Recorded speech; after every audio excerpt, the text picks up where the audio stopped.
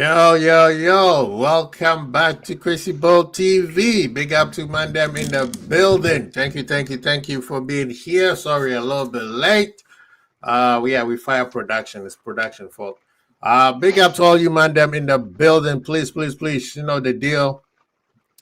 You have to sub, like, share. Make sure you hit that subscription, the notification bell. Very important. Now today we got a lot of conversation. Some people are gonna be hurt, but let me introduce the big man. Frank Famous is in the building. As you can see, what he's wearing, who he's representing. You know what I mean? He's wearing Yeah. he's wearing that Chelsea thing, man. How Oh, you doing, sir? now I'm doing well. I'm doing well. Thank you for having me on here, and um, I'm here to give that support, show a side, different knowledge on this conversation here. I think there's a lot to be discussed, so I'm excited about it.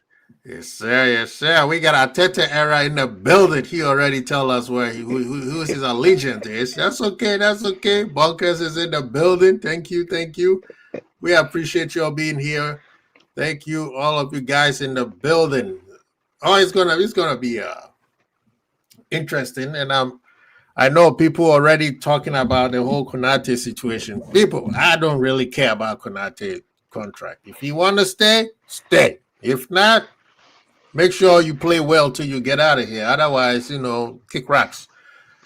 I'm tired of these players who can choose where they can't make up their mind. Always think that it's green out there, but then later on they want to. Oh, I'm sorry. Yeah, it's too late.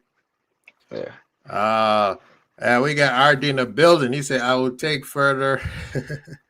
I'll take it further. After Ramos left, VVD has been the best center back in the world since 2019. I mean, the title should tell you what this conversation is gonna be. I mean, like I said, it might be controversial, but Frank Famous, before we get there, how are you feeling about Chelsea this year, man? Man, right now, I mean, I was feeling good with the way the season is starting. I mean, we've now relatively have an opportunity to have Mm-hmm. nine points out of 12. So, I mean, sitting in second place is great. But then after the internationals, hearing about Dario Sugo Mm-hmm. now injured, so Oh my the God. the backup we had for Casado, now Mm-hmm. I'm like, how is he gonna get that rest? So if Lavia can get healthy and up to speed, I feel confident there. And Yeah. um, we'll see with the second striker. I mean, we're not going to have, we're not going to have our striker in for almost 3 months. He won't be back until November. Oh, the lip. Yeah, the left will be out till November. So that's a sour taste. But I mean, no, I can't complain. Injuries are going to happen. Mm-hmm. But I love some of the pickups. I'm gonna roll with Garnacho. I have to. I have no other choice. Yeah. But if he can bring it, I think we have a good chance. I think we're gonna go for if we could get healthy. I'm gonna put it out there. I think we're gonna go for the Premier League. So I mean, at this point, you have to go to a Premier League. You guys have spent, I mean, everybody is talking about what Liverpool have spent. You guys started this since Blue Lake coming. You guys been spending over $1 billion. I mean, yeah, you sold quite a bit, but definitely that $1 billion we didn't spend, but we we made that money back. But that's the thing is that everyone needs to still understand. Like we're still the youngest team in the Premier League. We mm, didn't necessarily buy proven talent. We brought a lot of like gems, things that we could turn into great talent. So yeah. I, there still needs to be a little bit of some leeway there to understand that yes, we with the money we spent, would I've really loved for us to actually buy some proven talent to come in to help these youthful players like get into that next step. But Mm-hmm. yeah, the Todd Bowley era is and Egbali era is all about youth. They're trying to build for the next 5 years. But if Okay. we could do something, Mm-hmm. I believe we can. I trust in the players we have around us. We have a lot of world-class players and in good positions now on the rise. So, yeah, I'm saying this year we need to be going for the Premier League or some more major trophies for sure. No, that's good because at least you. Uh, compared to some Arsenal people who they're still thinking that they need a little more shopping list to go before compete. They got three per position and still talking about, well, if we had gotten Jokeres last year, we would have won the league. Brother, you the whole last year you were complaining about a striker. You got a striker now. You Yeah. still have the same team.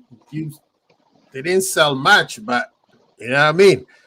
You they spend a lot of money. People think that it's all Liverpool, but Arsenal spent a lot of money this year too. They've been spending money, for a long time. But nobody wants to say they want to make Liverpool the bad guy. It's okay. Yeah, there's no excuses there for Arsenal. I don't care what anybody says. They've had enough time with the same manager. I mean, they need to be getting to past that number 2 spot. Like if they can't get over the hump this year, honestly, Arteta needs to be held to the throne. Is this his last year, or are they going to keep riding with him? Because they give him a new contract. Can they bring in? See, but they could still fire him and pay him off. I mean, they gave him a new contract. I mean, that means he's not well with the new director. We don't know. The director seems to know what he's doing. But it's interesting how now Arsenal fans are trying to find an excuse, but it seems like now there's no more excuse. No. So it's either it's sink or swim right now. Either you show us what you got. You guys been complaining. You can't complain about Kroenke anymore. No more Ambition FC and all that kind of excuses. You got all the money you wanted. Now we want to see it. We want to see it. But today we let me bring in one of today. You're gonna be ganged up today, man. I got Carl in the building. I got Carl in the building. I'm surrounded by the Liverpool fans right now. And the funny thing is today, Carl is even more earlier than I'm late, and Carl is more earlier than me. So usually I have to go find this brother. We gotta go find it. But there you go. Now you can no longer hold me to this supposed African time, man. Brother, he's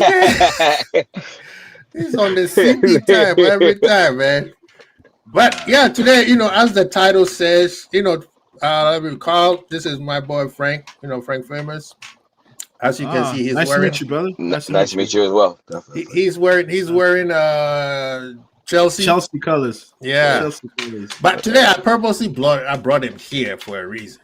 As you can see the title, my title says Virgil van Dijk is the best center back in the Premier League era. When I send the title to Mr. Famous over here, it's like, you mean the last 10, 50 years? I'm like, nah, the whole thing. The whole time. The whole time, right?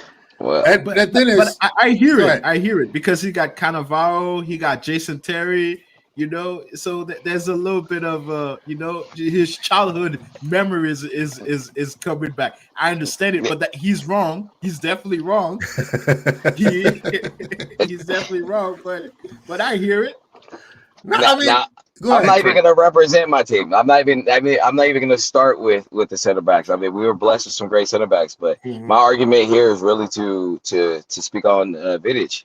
I mean, he has a resume that stands solid right next to Van Dijk. So I feel like there is an argument to be made. But that's the thing is, we're talking about eras. There's so much difference between the center back position now than it was in the early 2000s. So I feel like there's an argument there, but sometimes it's going to be more of a perspective as well when you're looking at it. I want to ask you a question based on the point you just made. Are you saying is that our center backs, we're not going to say back in the day because it's not that long ago, of other generation, are they more defensive center back, or are they more ball playing center back? Like is like basically our center backs today, on average, I'm not saying all of them, on average are more ball skills, much better than what we used to see. I'll definitely say 100%. I'll definitely say a lot of teams now are really looking for that all action aggressive center back. They want the center back who works really, really well with their brain. And back then, when the era when VYBEZ was playing as well, there used to play a lot more teams had 2 forwards instead of 1 now, of currently what you're seeing. So it did highlight a lot of that when it came to defensive skills as well. But I definitely say now this is a more technical era than it was in the early 2000s as well. Back then, you were looking for the all-action center back. The player was just going to clean up everything and let everybody else kind of relatively do their job from there. So that's where I say it becomes more dependent on the perspective of what are we looking at? What makes a center back now more? Is it their accolades? Is it? No, I'm glad that you said that, because the thing is, sometimes with the whole VVD conversation, a lot of people do their best. It's not even just rival fans. Some Liverpool fans like to, when they debate, they like to please the rivals by saying something that the narrative is out there where people agree, right? If somebody is good, it's good. It doesn't matter whether they won accolades or not, because let's be honest, Maradona never won a Champions League. Can you tell me that Cristiano Ronaldo is better than Maradona? Yeah. We don't even need to go that We don't even need to Yeah, have that conversation, right? That'd be a R9 never whole won a different Champions thing. League. Exactly, Yeah. R9 right? never won a Champions League. Yeah. Some of us did not see Pele play, but from what the world have said, we saw what this kid did. Yeah. Pele never played in Europe. Does it mean that he is not the best as there is, as everybody said? 3 World Cups since 17 years old. He sits in a room practically by himself. In right? Brazil. Yeah. In Brazil. But the conversation that you guys are having, that is what I wanted to talk about, because I think Frank went the right way, and Carl, you came in with the right question. My question is it harder to play defense now, or is it harder to play back then?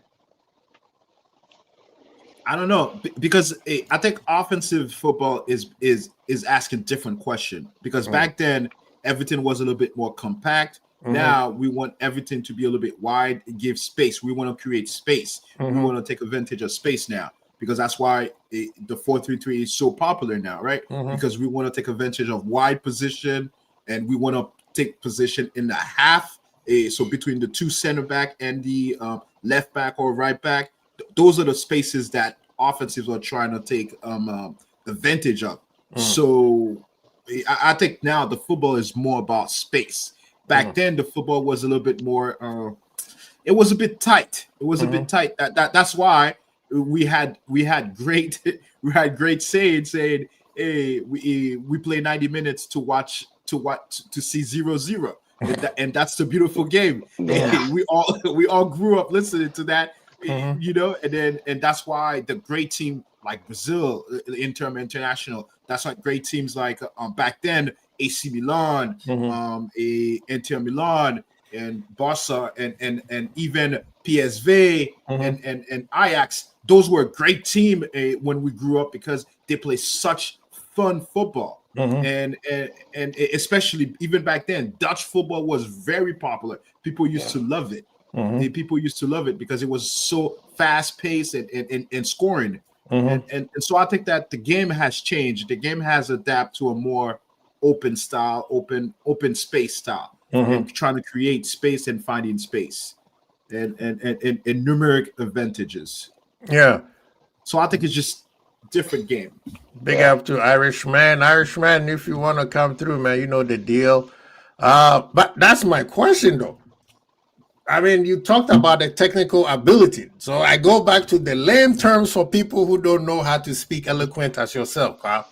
Is it difficult to play defense now, or is it easier to play defense now? Frank. Go ahead, Frank. See, I mean, for me, if I look at it, I mean, you're seeing a lot more 3 at the back. So for the lot more 3 at the back, you're getting a lot more defensive help, right? More coverage, right? And in this is now when we look at it, players have a little bit more time to like back off, and have a defensive midfielder like come and assist, come and help to give them time, or enough time for them to make the smart play and take care of the offender in front of them. So I feel like with the back 4, you can get exposed a lot more. But that's where it still also gets. It kind of it's not relatively black and white. It's like that. There's a lot of gray area to do defenders now. If you don't have that technical capacity to you, Mm-hmm. you're easy to get exposed now than I would say how it was in the early 2000s as well. Mm-hmm. But see, this is the thing, though. You guys are again, Frank. You just like wow. He said, You guys are talking about the technical. We talk You're about, like, we talk about football, man. We football people. We don't. Right, Yeah. but you guys are you guys are here talking about this. Right. They could have gotten that from Jamie Carragher and what's that by his body that he's on Sky with. You know But what? then- All right. Okay, Since now you this- want to be in that smoke, I'll answer the question. Okay. I think that defending a back in the day was easier because Okay, now you get okay. one of the reasons why it's easier is because it didn't move up the line that much. Again, it was very it was almost like a low block. Every single team, whether you were a good team or a bad team, every single team was set up in a low block, and Right. that's why there was so many. That's why there's a lot of type of player that we're missing in the game now. Like Okay. what we're missing in the game now is a 10, someone who can unlock that low block. Right. What we're missing now also is also an 8. Even though in this era there's a lot of 8 in the midfield, there's a lot of players who can do both a defensive and an attacking role. But back then the 8 was the he wasn't a conductor, but he was a semi-conductor. So he was he was linking the defense and a. Give me a second. I'll be right back. I got an important call. All right. Now, he started off well by answering the question and said it's easier, but I guess maybe this is what I should have asked. I don't think I did a trick question there. I kept it simple. I say it's harder or easier. And people in the chat, get in this conversation, man. Don't let these people out here get away with it. Maybe I should have asked it this way because the game is based on rules, right? Yeah. And the rules and the laws of the game dictate how the game is played. I don't care what people say. Because we've seen street ball versus street ball and official, not even street ball, even friendly match versus official match are officiated different. The rules of the game officiate the game different, right? Then, of course, if you want to get super technical, then you have the case of a VAR and goal line technology, and even the referees and the whole people also tends to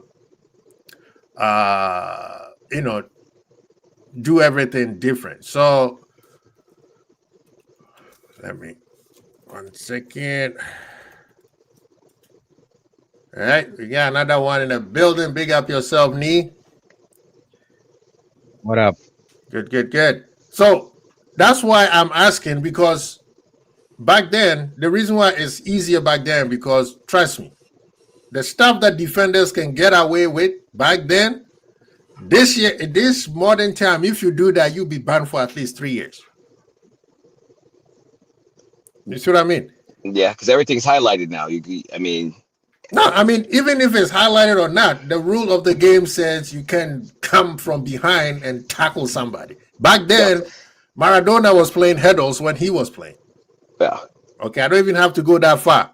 When R9 was playing, the game, personally, I feel like the game did not protect him enough. Right?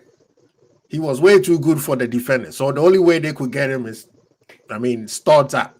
Yeah. Some of his injuries was because he was way too good, too fast for his own body, and he blew his knee out. Yeah. But some of the tackles was purposely defenders said we can't stop him. He's making us look like a fool, so we're going straight to the body. There's a rule. We all Ghanaians here. They say if you miss the ball, don't miss the man. If you miss the man, don't miss the ball.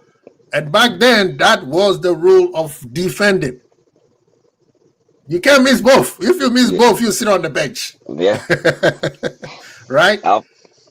This modern times, that rule does not exist. If you try to coach players, say, hey, defense, if you miss the man, don't miss the ball. Okay, but if you miss the ball, you better not get the man because that's a red card.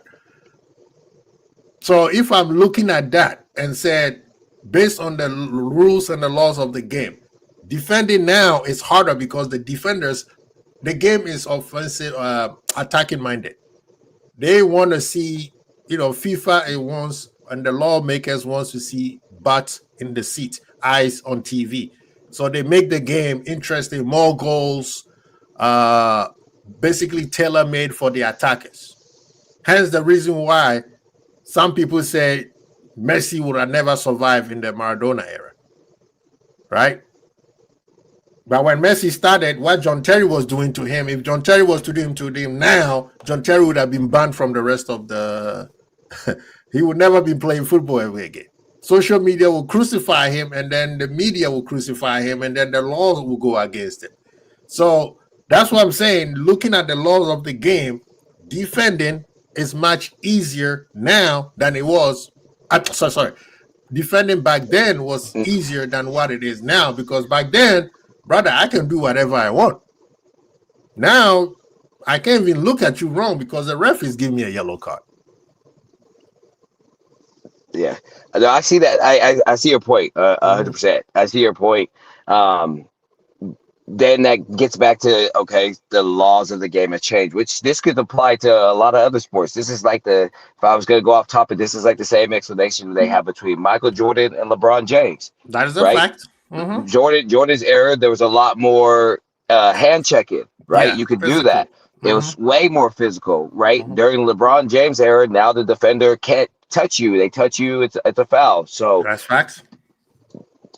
How are we going to basically say, because the rules have changed, that fully makes that the game is totally different? So are we going to go based off of, okay, era to era then? Was vintage era harder?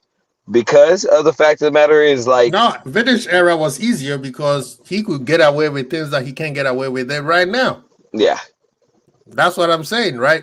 The defenders had to evolve. Either you evolve or you just stand there and have the attacker blow past you. So how are you going to defend without causing a lot of fouls? Yeah. You see what I mean? So the defenders have changed where now the coaches have to also, big up to some of the smart coaches. They have to build a system where you have to protect the defender because the defender can't defend. One-on-one defenders are almost extinct right now. Yeah. You see what I mean? There used to be back in the day where, because the game was physical and the rules were a little bit more lenient on the defender side, when you have a one-on-one defender, that's probably the best thing you have in your team. This game, just like you and Carl was saying at the beginning, you need a ball-playing style defender. But I think it's more a defender who can read the game. Yeah. If you have somebody like that, you have a better defender than anybody else. One-on-one defending may do well in certain clubs, but it won't do well in big clubs, because big clubs, you need a ball-playing defender. They have to be able to read the game. They also have to be able to play one-on-one defending, and basically they also have to be able to play midfield. Yeah. You see what I mean? But you see why the conversation is it easier for the defenders to play now, or was it easier for them to play back then? Is it harder for them now and easier back then, or vice versa? That's quite a difficult one. See, see, Archie. Why is it the difficult? question isn't black and white? It's not black and white. Yeah, it's difficult one because you can only play in the era and play the game through the era in which you are. So based on that era, the players adapted to the rules and regulations governing the game at the time. Mm-hmm. A player like John Terry Mm-hmm. was also equally good on the ball, just like VVD. Mm-hmm. You understand? But even in their era, the game was a little more physical than it is now. Mm-hmm. In the era of John Terry. Right. So you could see a player like Carvalho. Mm-hmm. Ricardo Carvalho was the most physical bit, and John Terry was the tidier player who could actually run the game, pass from the back and all that. Because John Terry could swing 60-yard balls like VVD, play a crossfield long ball like VVD is doing now. But even back then, they were not checking the minute details as they are checking now. So based on the rules governing the game at the time, John Terry excelled. It is difficult to say that, assuming the rules governing the game now were to apply then, it is difficult to say that they couldn't survive. I don't know if you get my point. It would be difficult to say that they couldn't survive. Let me look at it this way. Back then, the defenders were allowed to be physical. Exactly. Okay.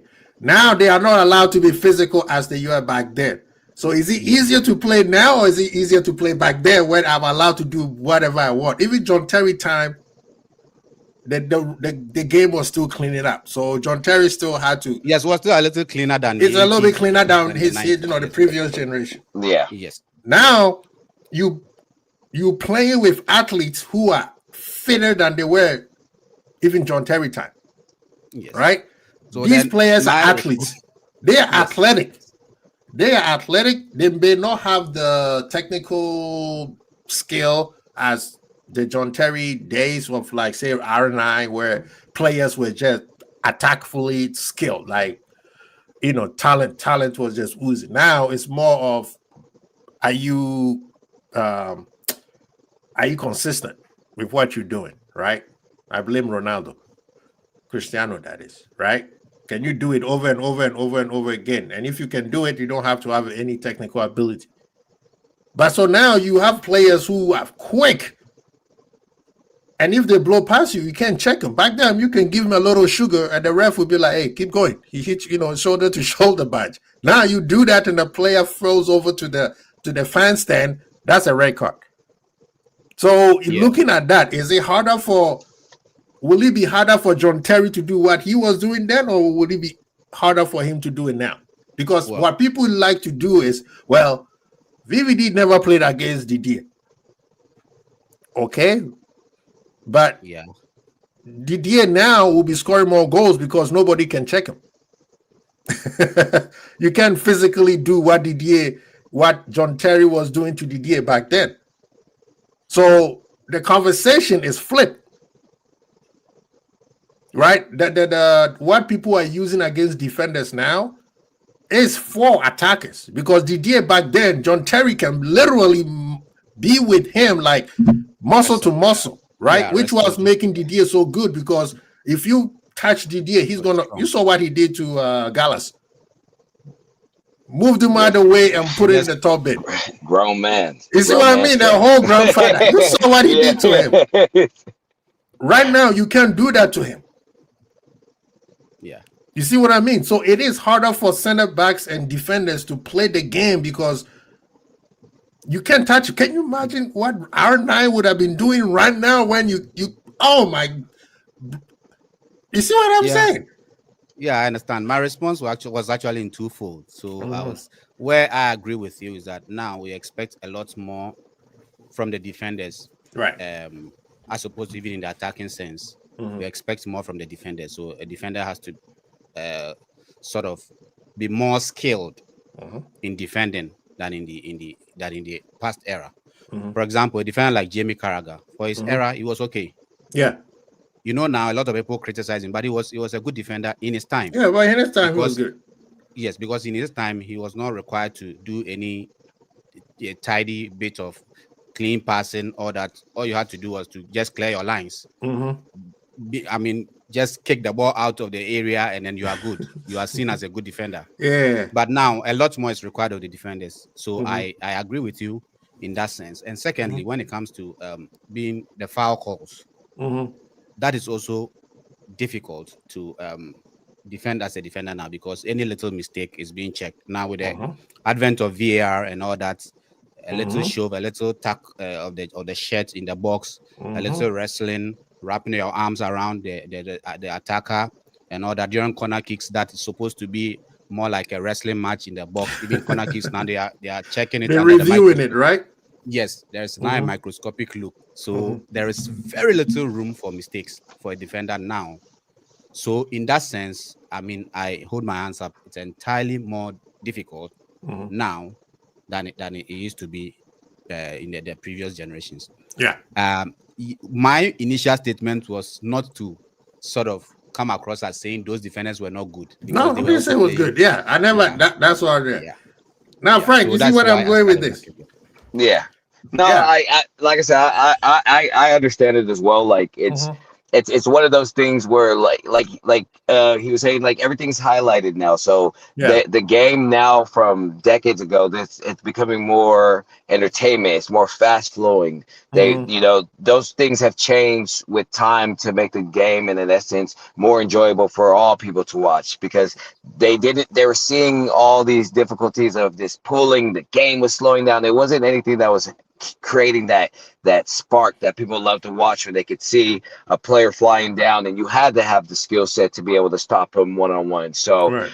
yeah, I definitely now can see what you're saying, which was tougher. Now, Mhm. does that always pinpoint to the defender being better than the defender that they were in the No, because 2000s? Because that's what isn't I'm that the saying. argument? No, then I'm going to whatever your eyes tells you. If it Yeah, tells you that this guy's good, it doesn't matter which generation he played, because John Terry will adapt. yeah, Rio Ferdinand will adapt. yeah. Certain defenders, they can adapt. I'm sorry. Wherever So you say Vidic couldn't adapt no from the Vidic was too physical to, I think, adapting into these modern times. How many times did Vidic get red card when he plays against Torres? Yeah, but Torres only scored 3 times on them out of 15 games. It wasn't even But a. that's my point. All the strikers are like Torres these days. Yeah, And even now, they are even more nimbler than Torres, because you have Aguero, you have Suarez, you have all these little strikers. They are not even strikers anymore. They call them forwards, right? yeah, Attackers. yeah, yeah, That means now if he's a defender, I'm not saying Vidic is not good, and I'm pretty sure he would transition well. But there's levels of how far he can go if his game is, I need to be physical. Because Vidic versus Didier, I think Vidic was doing very well against Didier, as monster as Didier was. yeah. But then when he gets somebody like Eto'o, what happens? I mean, Eto exposed a lot of people. That's my point. You see what I mean? Eto'o was ahead of his generation at the time, Yes. right? Eto'o Yeah. was ahead of his Eto'o now, oh my God. Yeah, it'll be a I delight mean, to watch. Yeah. he'll be the best striker in the world. No one would. Period. I mean, that he'll be a $1 billion striker. You see Like, what you I'm would have to saying? pay that. Yeah. Like, somebody would have to pay that to get him out of Barcelona, or even Madrid was smart enough, they would have kept him. Yeah. But that's what I'm saying. The game, because the rules of the game have made certain players better. It changes. And the coaching style has also, because some coaches have adapted to the rules, right? The coaches who couldn't adapt, they are the one who are left behind. And even your uncle, Frank Mourinho. Yeah. You see, that's why Mourinho is not adapting to the new style. You know, he's kind of, even Pep, let's be honest, even Pep, we're starting to see that Pep is kind of like not catching up to the modern time. A monster that he basically created, he's kind of falling off behind, because you got this, I'm not even going to say an slot. I'm going to say Glasner at Crystal Palace. Very good coach. Raiola at Bournemouth. Very, very good coach. You see what I mean? Who else? Who else can I give credit to? Even Brighton, their coach. Yeah, the new young coach. The new young coach. Twice he's beaten Pep Guardiola back to back. You see what I mean? And then, as much as people make fun of him, Arteta is a good coach. I think that they kind of expedite his greatness way too early, just because he's coaching for Arsenal. All of a sudden, he's the third best coach after Pep and Klopp, which makes no damn sense to me. But just like RD said, Arsenal fans are Delulu. But if you're looking at the game and you'll be like, yo, certain defenders, I'm sorry, with the way the rules were going, certain defenders would have not made it. This year. I don't care how great they were back then. There's a reason why Ramos kept getting red cards. You see, a lot of times people confuse the leadership and how should I say? Like, Ramos will put he's a great leader and he's a baller. So a lot of times people forget They conflict the two between him, who he is as a player, a person who just knows how to play the game, and a person who actually knows how to defend. Ramos was not a good center back. He was a great fullback. He started as a fullback, and then they pushed him to center back. And because he's a good player, he's stuck. Yeah. You see what I mean? You cannot tell me Ramos was better than John Terry as a center back. I will, as much as I said John Terry is not the best center back in the Premier era, there's no way you could convince me that Ramos was better than John Terry. As a matter of fact, Ramos was not better than the guy that came to Man U. What's his name? Champions League, Varane. I don't think so. But the thing is, Varane's issue was he cannot lead. That was his problem. Yeah. He could not lead. So when he doesn't have a leader with him, he's always getting exposed. Because I mean that's an argument to be had. I follow the scriptures. I follow the scriptures of this. I think this. I'm not even going to say the greatest center back ever, the greatest defender ever, Paolo Maldini. Yeah. Certain things he said, if you were a defender and you are doing, you already lost. One of them is slide tackling too early. Yeah. If you go on the ground, you already lost. Yeah. Those things are just for the last minute, somebody shooting across the goal, so you slide tackling to clear the ball. But if your main game is to slide tackle all the time, I'm sorry, you're not a good defender. Pepe was a good defender, but Pepe always get a red card, so he never plays. So we can't even know whether we could add him or not. Right? So that's something that we can use against Ramos a bit in this sense that he commits a lot of fouls, takes a lot of yellow cards to also begin with. Ramos gets a lot of booking because I think he's overly enthusiastic or overly passionate about defending. That I think he feels that he doesn't want you to go past him at all costs. So even if he has to bring you down, he will bring you down.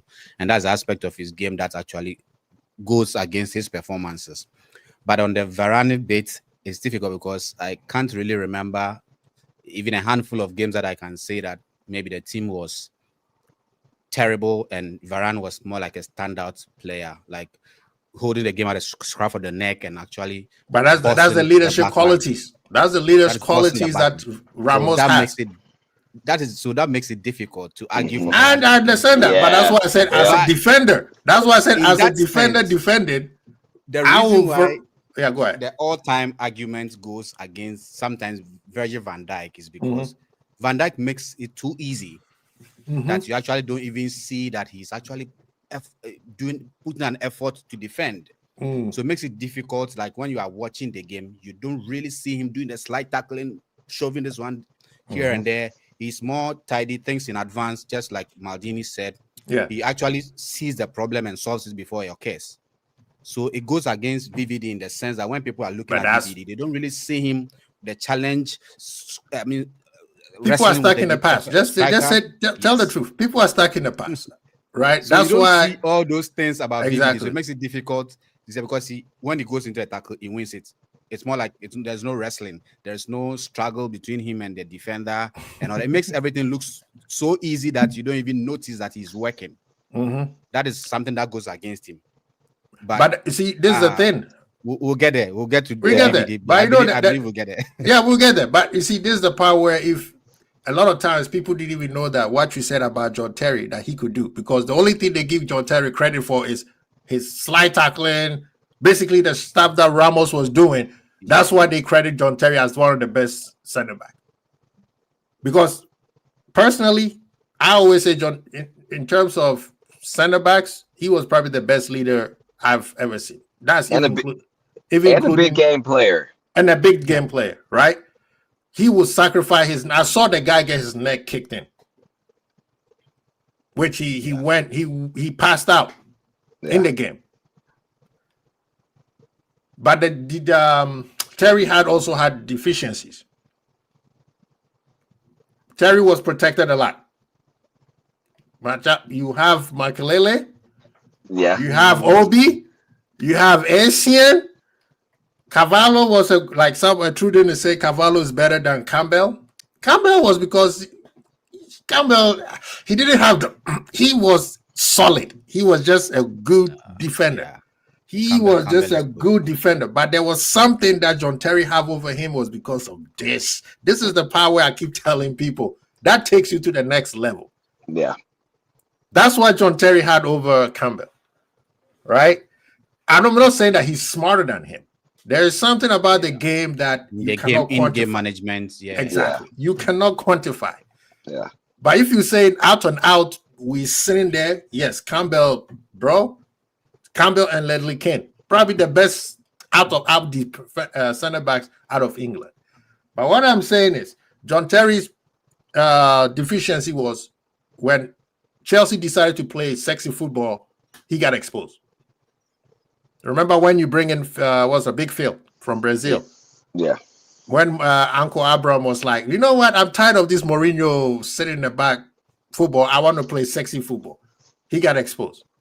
I can use the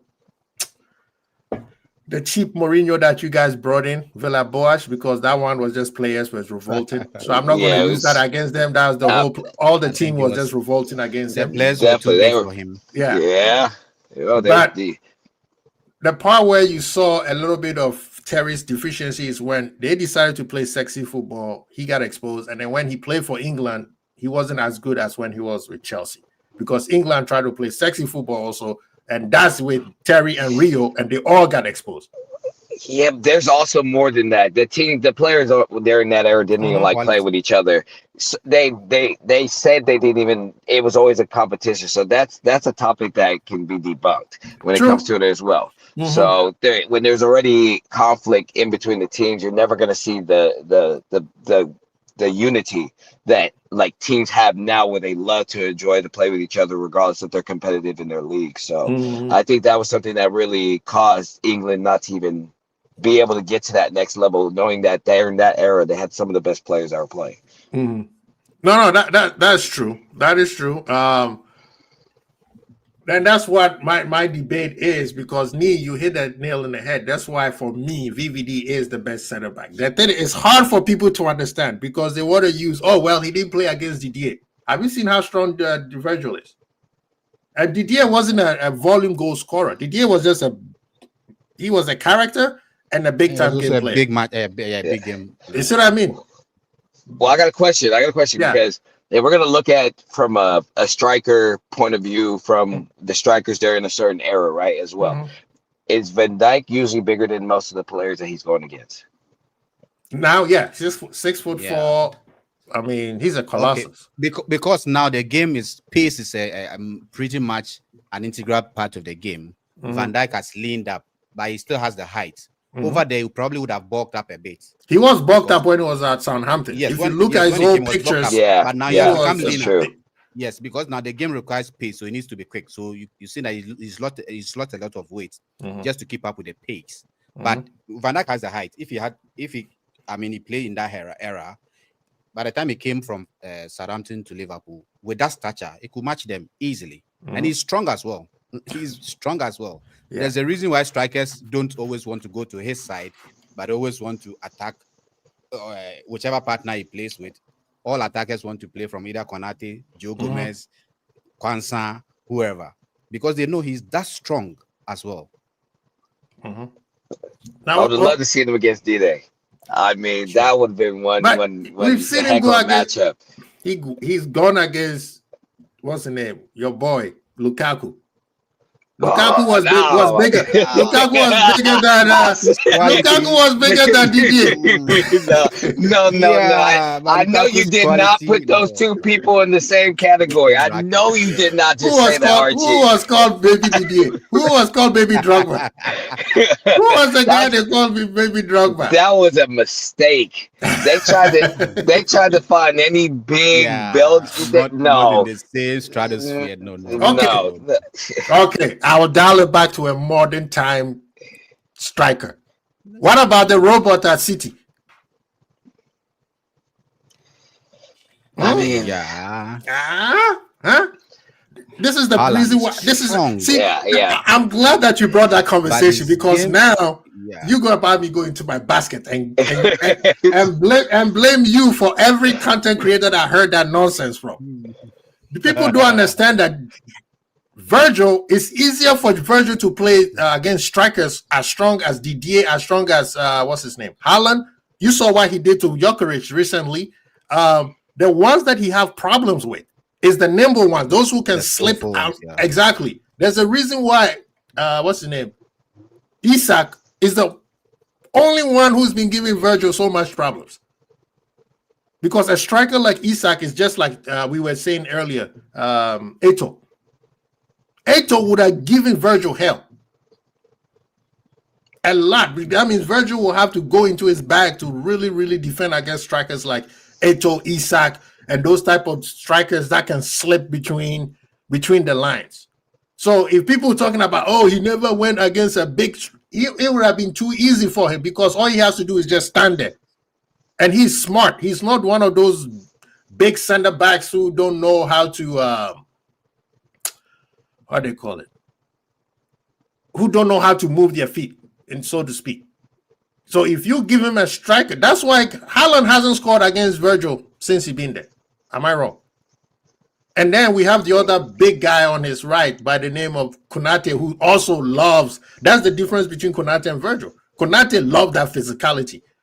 So when we playing strikers who are big and strong, bro, you doing our job for us. Because them two gonna muscle you out. There's no way you're gonna muscle them out. Now, if we play somebody like Isak or Eto, that's when we have the problems. When we play who is the game has changed too. Now the striker's role is to roam, to jump into the number 10, to be on the ball more.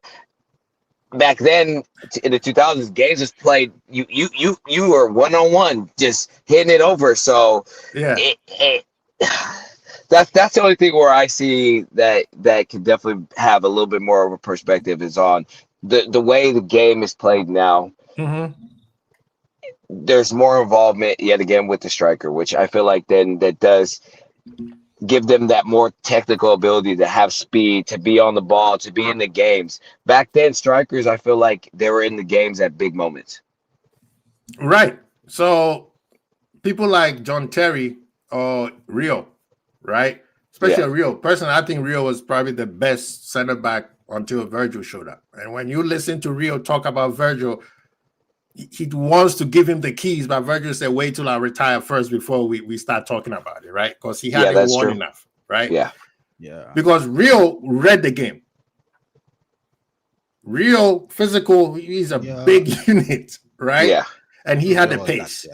There's a reason why he was the most expensive center back in his era. Yeah. You know? Van Dijk is the more like I think Rio sees himself in Van Dijk in the stylistically how he plays, but Van Dijk makes it a lot more better and easier doing it. You know, Rio had pace. He was also good on the ball.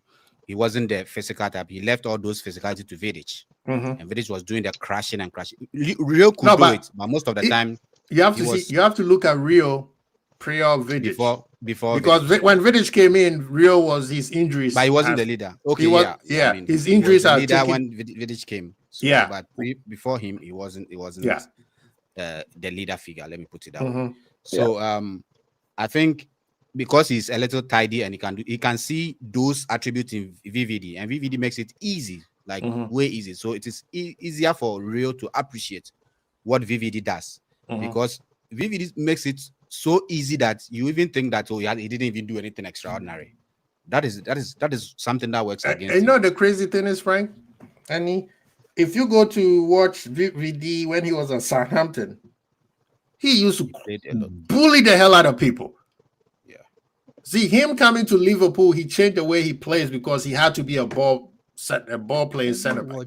Yeah. I mean, but he did when he was way younger. When he was at Celtic. At Celtics too. Younger. Was bullying Barcelona. Like he played a game. It was one hell of a game against Barcelona. Yeah. Like he single-handedly stopped Barcelona, bullying them, blocking the shots, and he was all over the place. In fact, So yeah, I get that fact also. You were saying, But Frank? Well, what I was going to say is, I mean, if you look at it from the difference between him and Southampton and playing for Liverpool, back then Southampton was getting all the pressure, right? So they had to play, everything had to be in the low block. Nowadays, VVD came to a team where they defend from the front. So now if you look at it, he's doing less than he would have to do before, because now he has defenders of 10 all over the field, right? A lot of the way you guys gang a press, you are stopping offense before they even get to the half line. But so then, Frank, check this out. But then guess what happens to the other side of the defense? He gets exposed a lot. Yeah. If a long ball is played, yes, if they can, but how many teams were playing through that gang of press? How many teams? Now, this is the word people. That's the part where you need to go back and watch some of the videos and why even the greats are looking at them like, bro, this guy is way too good. Remember the Champions League, not Champions League, Liverpool versus Spurs, and this French player, what's his name? The French player on Spurs. Yeah. African player who plays for France. What's his name? Not Dembele. It was Song and another player had broken through the Liverpool press.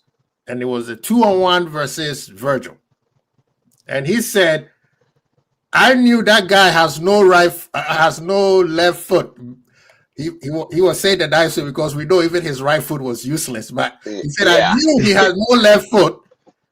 And then Song was behind Virgil. So he said, I blocked the path for him to pass the ball to Song. So now I said, go ahead, you shoot. Because Virgil said, I trusted my goalkeeper back. Yeah. So he put him into a position where he had to shoot. Now, he could have tried to force the pass to give it to Song, which would have been a 50-50 to probably Virgil blocking it. But then the way he said this on TV, and Carragher was like, fuck, I didn't even think about that. Yeah. Sissoko, yeah. Oh, Sissoko, yeah. Okay. Sissoko. Useless. Big up to Tony for helping me out. You know what I mean? Yeah. So wasn't even AR was saying it.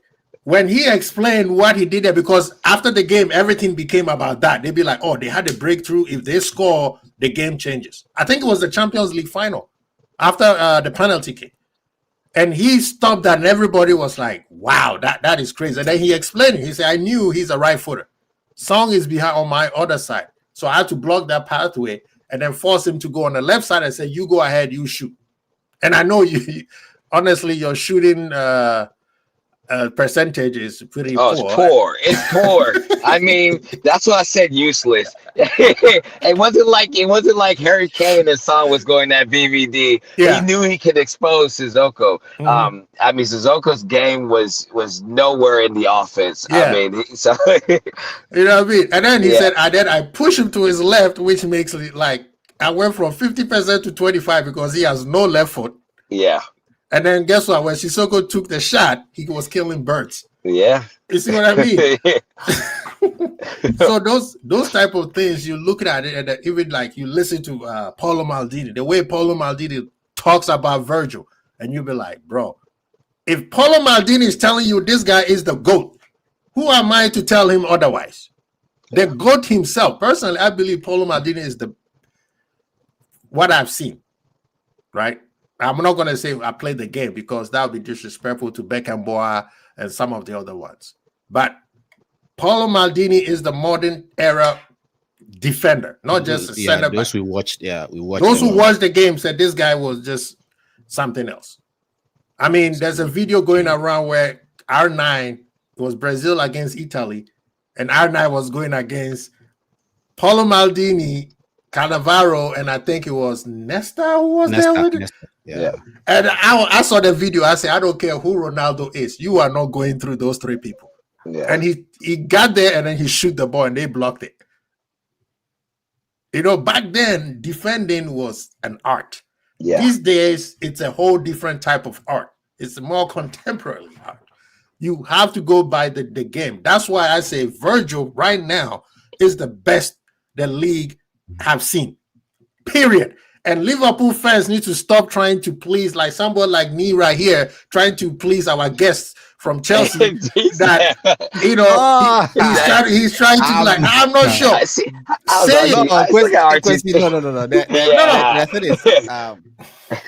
Go ahead. The era. It has not. We just dispose the era. Doesn't matter because it's against. I understand. Okay, so we understand that now it's harder to defend than before. So when you strip all those things, then it comes to the facts or the stats. That's when now people will get to the stats, because when it becomes so difficult to actually compare because things were different, the rules were different, that then people will fall on the stats. I would probably want VVD. That is me personally. I would want VVD to win. Like if we're able to win the league this season, and the next, for me, it will be no question. Yeah. But okay, and that's why I told you guys, if we go by accolades, then Ronaldo is better than Maradona. I mean that Ronaldo got more Ballon d'Ors than Diego Maradona. Yes, I get your point. Frank, you took it. Drink some water. Frank is choking. Get some water. Now you see where I'm going with this. If you come in with the accolades and the stats, attacking players, I think it's pretty much. So now you are stripping it down. You becoming way too contextual. Yeah, I understand. You see what I mean? The thing is I can't just watch Maradona and see any player say that any player is better than Maradona. That's where I am. This is what I say, Frank. Check this out, right? If I say Virgil is the best center back the league has ever seen, personally, that's a false statement. Yeah, because that's disrespecting John Terry, disrespecting Rio, Vidic, Stam, Liverpool, Stam, Hipia. I'm not going to add Carragher because he's not. Other, even Sol Campbell and the Spurs, Ledley King. If I said that's what they've ever seen, that is a false statement. That's why I always said Leo Messi is not the best player I've ever seen, because whatever Messi is doing, I saw it in Diego Maradona. So you just replicating what I've already seen. Now, what Messi has done that no one has ever done, I think the only one who has done it is Cristiano, is longevity and consistency. That one, no one, I don't care who you are, you could put Maradona and Pele added together. So now this is where your earlier argument also goes against you. Because now if we decide to strip it down, a lot more physical on them, especially Maradona's era. Yes. Dude is being ninja tackled. He gets up again, picks the ball again. And so now the consistency argument becomes defeated at some point. Because if Maradona was part of in this game. Let me tell you why the consistency is not on Ronaldo and Messi will not get that level of consistency now if they're playing in that era. True. Dude, they were ninja tackles and all. True, because the game did not protect those players as protecting them now. You're right. Yeah. But there are certain things that you cannot blame it on the game. Certain behavior that Maradona was doing had nothing to do with the game. Yeah. So that also affects his longevity. His consistency was there, with or without whatever he was doing on the side. Yeah, that's why I think that this guy is so good, because it shouldn't make him better. It should have supposed to kill his game, but his consistency was there. But his longevity wasn't there because of certain bad behavior outside the game. That's why I'm saying Ronaldo and Messi, they took care of their body. I mean, that's why LeBron is respected, because they use their body as a science and say, I'm going to take care of my body like somebody is taking care of their car. Wine.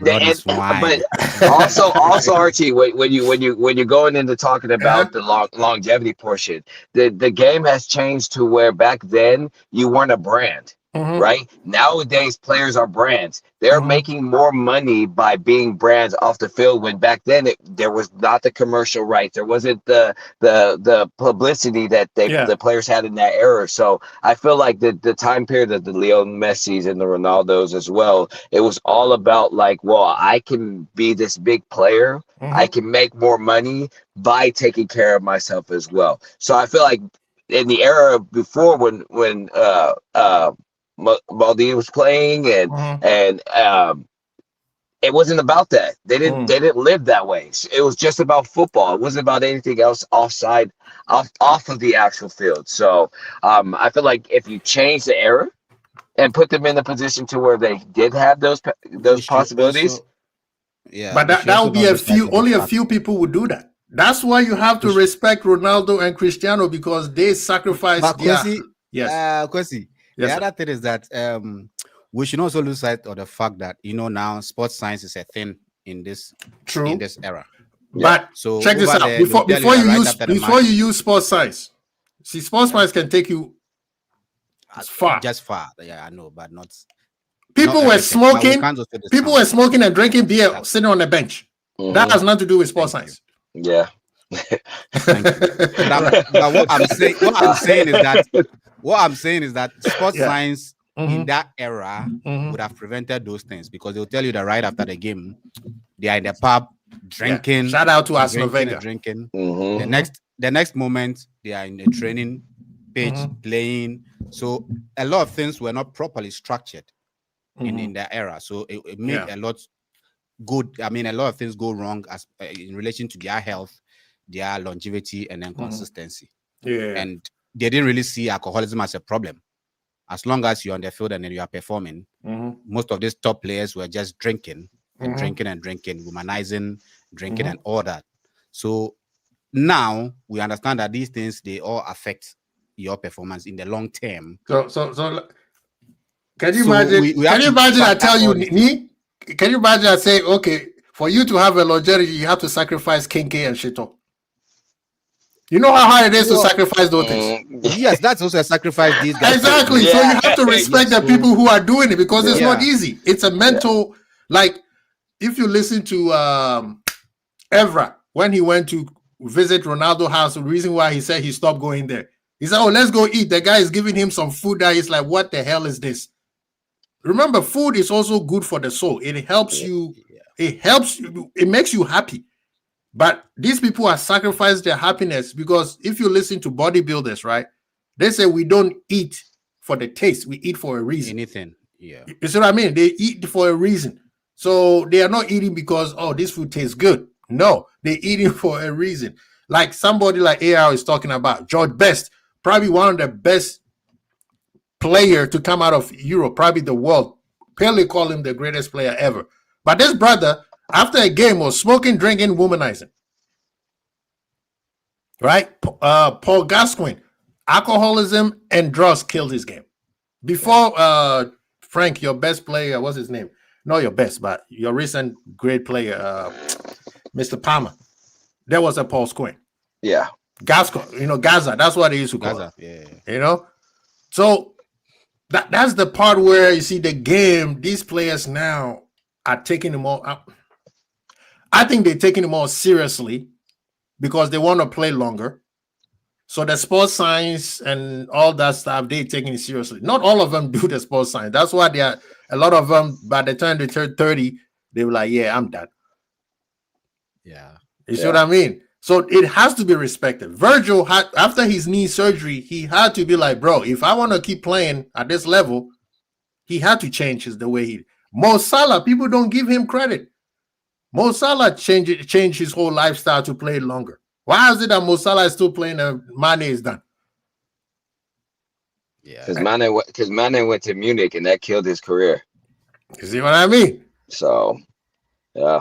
So that's what I'm saying. The game now is more athletic and it's harder on the body because let's be honest, EPL, certain time, man, the game is not safe. I'm surprised people don't catch a heart attack.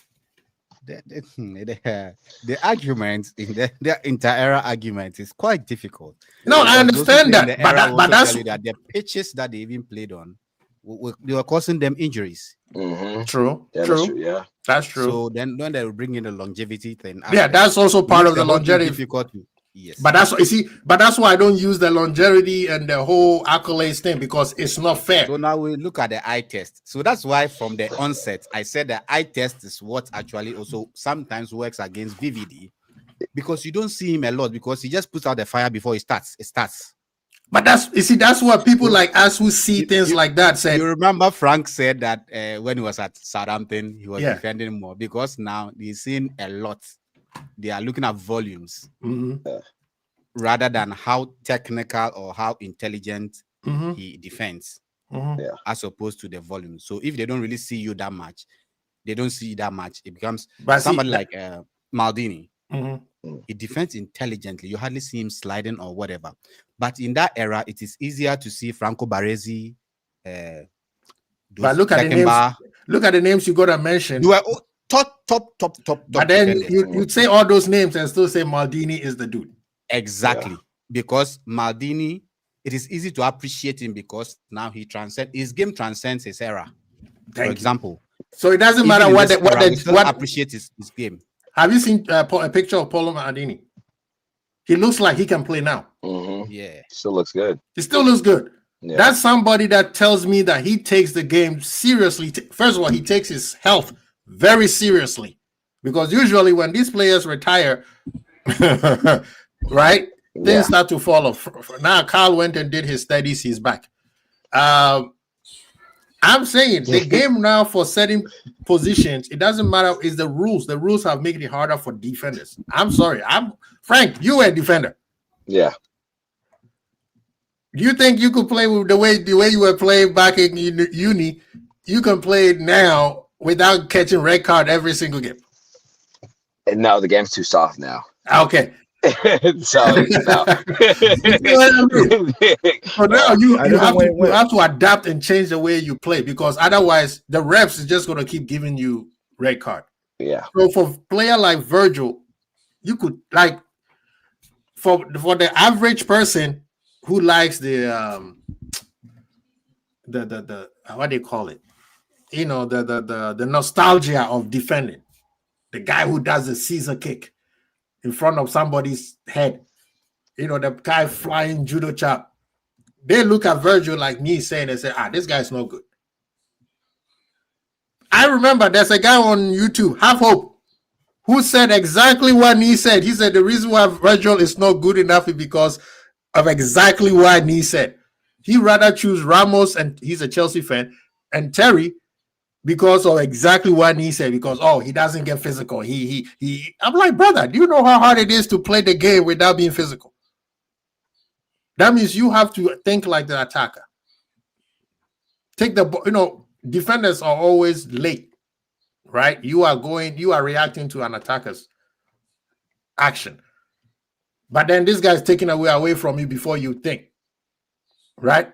When he plays with other defenders, he makes them great. And somebody said he is at the level of Cristiano and Messi in terms of center back as a position that he plays, because he is the only one since Cannavaro to ever sit at the Ballon d'Or competition where everybody said he should have won, but then they gave it to somebody else. You see what I mean? So that's what I'm saying. People could, he should have won. People try to use longevity, accolades, stats. Yeah. You know what I mean? But the thing is, it's sitting there looking at you in the face. As Wenger said, the difference between Virgil, when people started comparing Virgil to City guy, Laporte and Diaz, he said the difference is Virgil can turn around and pinpoint a pass from his corner to Salah on the other side of the field. There's no other defenders right now who can do that. We've seen Konate try to do those kind of things, and you see where the ball be in London, right? Hey, come on. He did last year. No, last year come on. He tried 20 times. He had an assist to After 45 tries. Yeah. Okay. Hey, That's just not his game. This man is trying. At least man is trying. So that's what I'm saying. The thing is with Virgil, it's sit there. People bring everything they can get against him, right? Accolades. He doesn't match Terry, Rio, Vidic. I mean, if we go across the border, he doesn't match against a few other people. Quasi Nee, and obviously Frank. To me, the biggest disservice that we have done to Allison, Van Dijk, and Musala is that we haven't won enough. We haven't won enough because these guys are all-time players, Hall of Fame, and because they have not won enough, we're hearing men chat and saying Ferdinand, Vidic, Jason Terry is better than Van Dijk. I watch these men like all of us are old and young enough to have watched football when these men were at the powers. And I'm saying is that Ferdinand is not even half the talent of what Virgil is. Half. He's not even half. Perfect example. Again, still today, every time I we watched the games, the Arsenal game 3 days ago, a Sunday night. Sunday night, we watched the game, and all I'm watching and rewinding is that pass to Soboslai. From I'm like, bro, do you understand how hard that is to keep the ball traveling, not high, just traveling fast enough fast enough to just travel through that field at least 60 to 70 yards, and then at an angle to find that player. Virgil could never do that. Rasta, you think you could keep hiding? You and what's his name, Zuberi? You guys wait. You guys wait. He said, "Where's Isaac?" Yeah, where's Isaac? Don't worry, you see him this weekend. You wait. I'm gonna find you. I'm just making sure you guys are relaxed. That's when I'll come after you and Zuberi. We know Zuberi is hiding. He's hiding. Zuberi, we will find you. Don't worry. No, but you see, this is the thing, right? That's why I said I can't say Virgil is the best that the league has ever seen, because that won't be fair to Ferdinand and Terry. But I can say he's the best center back in the Prem era, period. I won't say, that's why I didn't put question mark or exclamation point or period, because it is a debatable comment, right? Yeah. It's open for debate. That's why I didn't put any point, what they call it, punctuation or whatever you say it at the end. I have two reasons why I would probably lean Virgil's way when it comes to that argument. Yeah. And my number one reason is, first, for him to have come back from that injury. Yeah, people say he was done. It dipped for a year, and then to now come back to his level again. I give him that. Yeah. That is one. Secondly, these players we are mentioning, they were all playing in a dominant team in their era. Yeah. They had far more quality in their teams than Virgil had in the Liverpool team. That's not to say that the Liverpool team wasn't a quality team. But when we compare the quality of players that John Terry had to play with, and then to protect him, Virgil, you have to use the word protect, and the style they played. For Virgil to Frank, play that part, I'm staying that on that soapbox forever. Two players changed our team. Two players changed our team. I'll let you talk, Frank. I'll let you speak. Yeah. Two players changed our team. Allison and Virgil. They transformed our team. Yep. From a pretty much average team competing in the Europa League to a Champions League contending team. So that is where you cannot downplay the impact of Virgil. So I can say, okay, if Chelsea had a Carvalho, assuming they didn't have a John Terry in the team, would the team drop as much as if you are taking Virgil out of the Liverpool team? And of course, you can see Virgil's impact will be felt more in the Liverpool team as opposed to John Terry and Ferdinand. Anyway, Frank, so you can. I mean, well, that's the thing that I come back to as well. I mean, we can't make it seem like Van Dijk didn't play with strong defensive midfielders in front of him. Look at Fabinho. I mean, that in comparison, even to Vidic, I mean, he had a Paul Scholes in front of him, and when their jobs weren't even to do any of the cleanup, their job was to play more up the field than anything else. So there's a conversation to be had regarding that as well. Now, I definitely see the point of if you take one of them out of the team, will Liverpool in essence struggle more? Yes. Because of some of the defenders he played with weren't the best next to him. I'll definitely agree with that. But he did have a strong enough midfield to protect him in situations as well. So we can't disregard that. No, that's true. I mean, the reason why I said the way I said is, come on, ACN, Makelele, and Obi. Okay. And then Mourinho played a certain style where ACN can be a one-man merchant. He can run the midfield on its own. That's true. Yeah. You see what I mean? And that was prime ACN. I really, it was one of those players I really like as a kid. I really enjoy him. He was very tough. Like if I had to put a characteristic about him, he was very tough, man. Like that's why they call him the Bison.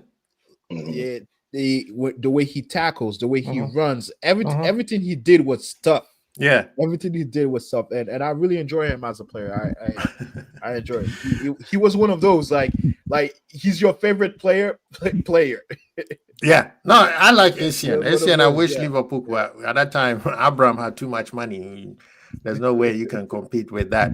Rasta said, "Let's hurry up and get Ibu to my title, this brother." People, I mean, the thing with Ibu to Madrid thing is, at this point, I don't care. Let's just win the league and then bye bye.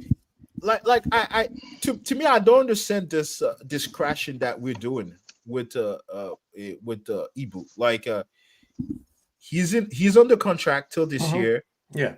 And he's allowed to be a free agent and sign another contract with us or anybody else. Yeah.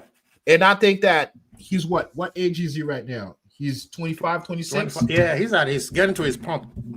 So if I'm a player, if I'm me, I'm not signing no contract with Liverpool now. Even if I want to stay at Liverpool, I want to know what man's got to offer me. It is ludicrous. If we don't, Kyle is a fan. He's a Liverpool fan. He feels sorry for Manchester United. Whatever you say, whatever you say, man.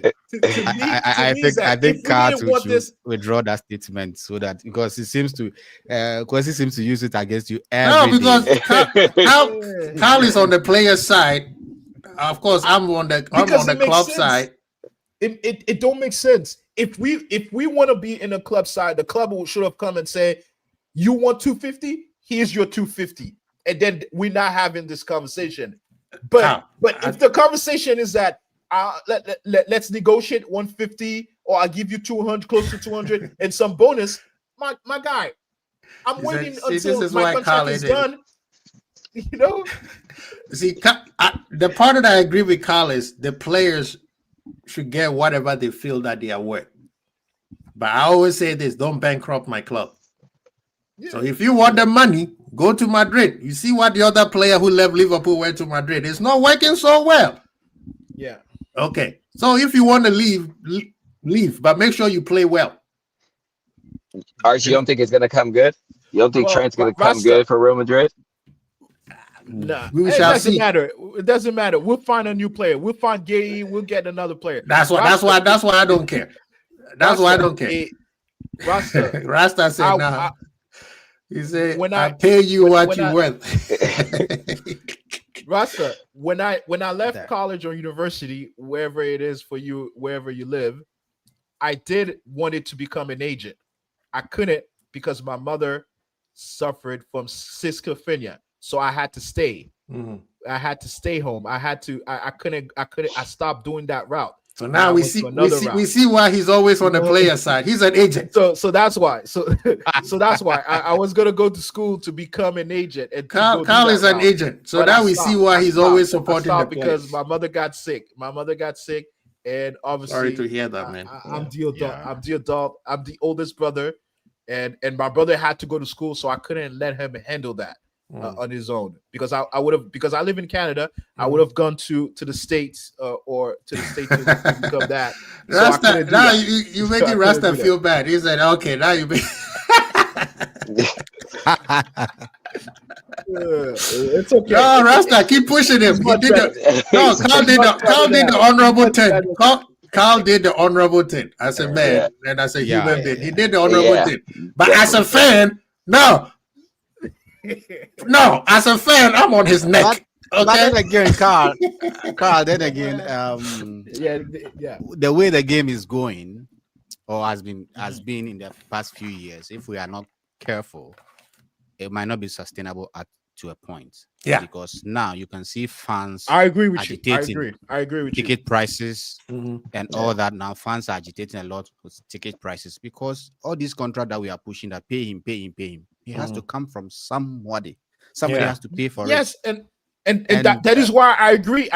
If the team said we're not paying you $250, we as fans needs to be understandable that this man is not worth $250 to us, and we need to let him go. And so whoever that person is, you could go. Now, if we find out he's going to Madrid for 150,000 euros, my bum this dude. I almost said that is a problem I have with someone like I almost said bum the N-word. Yes, Trent left for 125,000 euros. I'm like, bro, we're giving you £250. So wait. So you said Trent went with less? He took less? Yes, less money per week. Obviously, he got a great signing bonus, whatever that is. But that's at the end of the career. Because Madrid is broke. I keep telling people Madrid is broke. They have to build. They have to pay for that stadium they just rebuilt. That's why they're picking up. That's why they're picking up every free agent. They're using the clout to get that. Thank you. Now they are agents like going around. When does your contract end? When does your contract end? Yeah. Well, that's public information anyway, right? Yeah. Public information. No, but you see, the thing with Konate is, for me, I'm always club first. Yeah. If he wants to stay, at this point, I think the club has done enough to be able to keep him. If he chooses not to stay, just don't try to be slick and, I'm injured, I can't play, and then affect the morale of the club. I don't think he's that kind of guy. And I don't think he's that kind of guy. The kind of guy. I don't think he's that kind of guy. He said he has donkey moment. You know what I mean? But in terms of the contract wise, if you want to leave. The club should not be begging a player to stay where we are when we are in ascendancy of dominating the Premier League and possibly win a couple Euro trophies. After that, if you feel like you got everything you need to get, peace out. Good. Right now, we're talking about VVD. VVD could go anywhere he wants. Yeah. And he decided to stay, right? Yeah. Mo could have gone anywhere he wanted. He could have, and he decides. Allison, the same thing.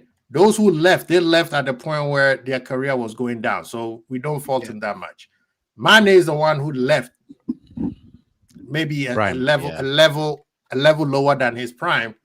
But then look what happened when he went there.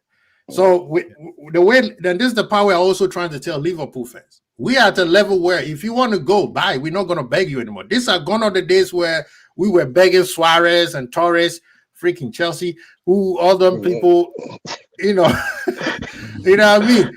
Gone are those days. These days we will replace you if there's a better player out there. And we've seen that those players wants to come to Liverpool. If those players back in the day, they didn't want to come to Liverpool. Right? I could list a whole bunch of players who went to City, who went to Man U, who went to other clubs other than Liverpool. Now these players are coming to Liverpool. So if you want to leave, peace out. Look, man, we've become the cool team to be, man. And I'm sure Frank will attest to that because he, at a point, he was a cool team to come to.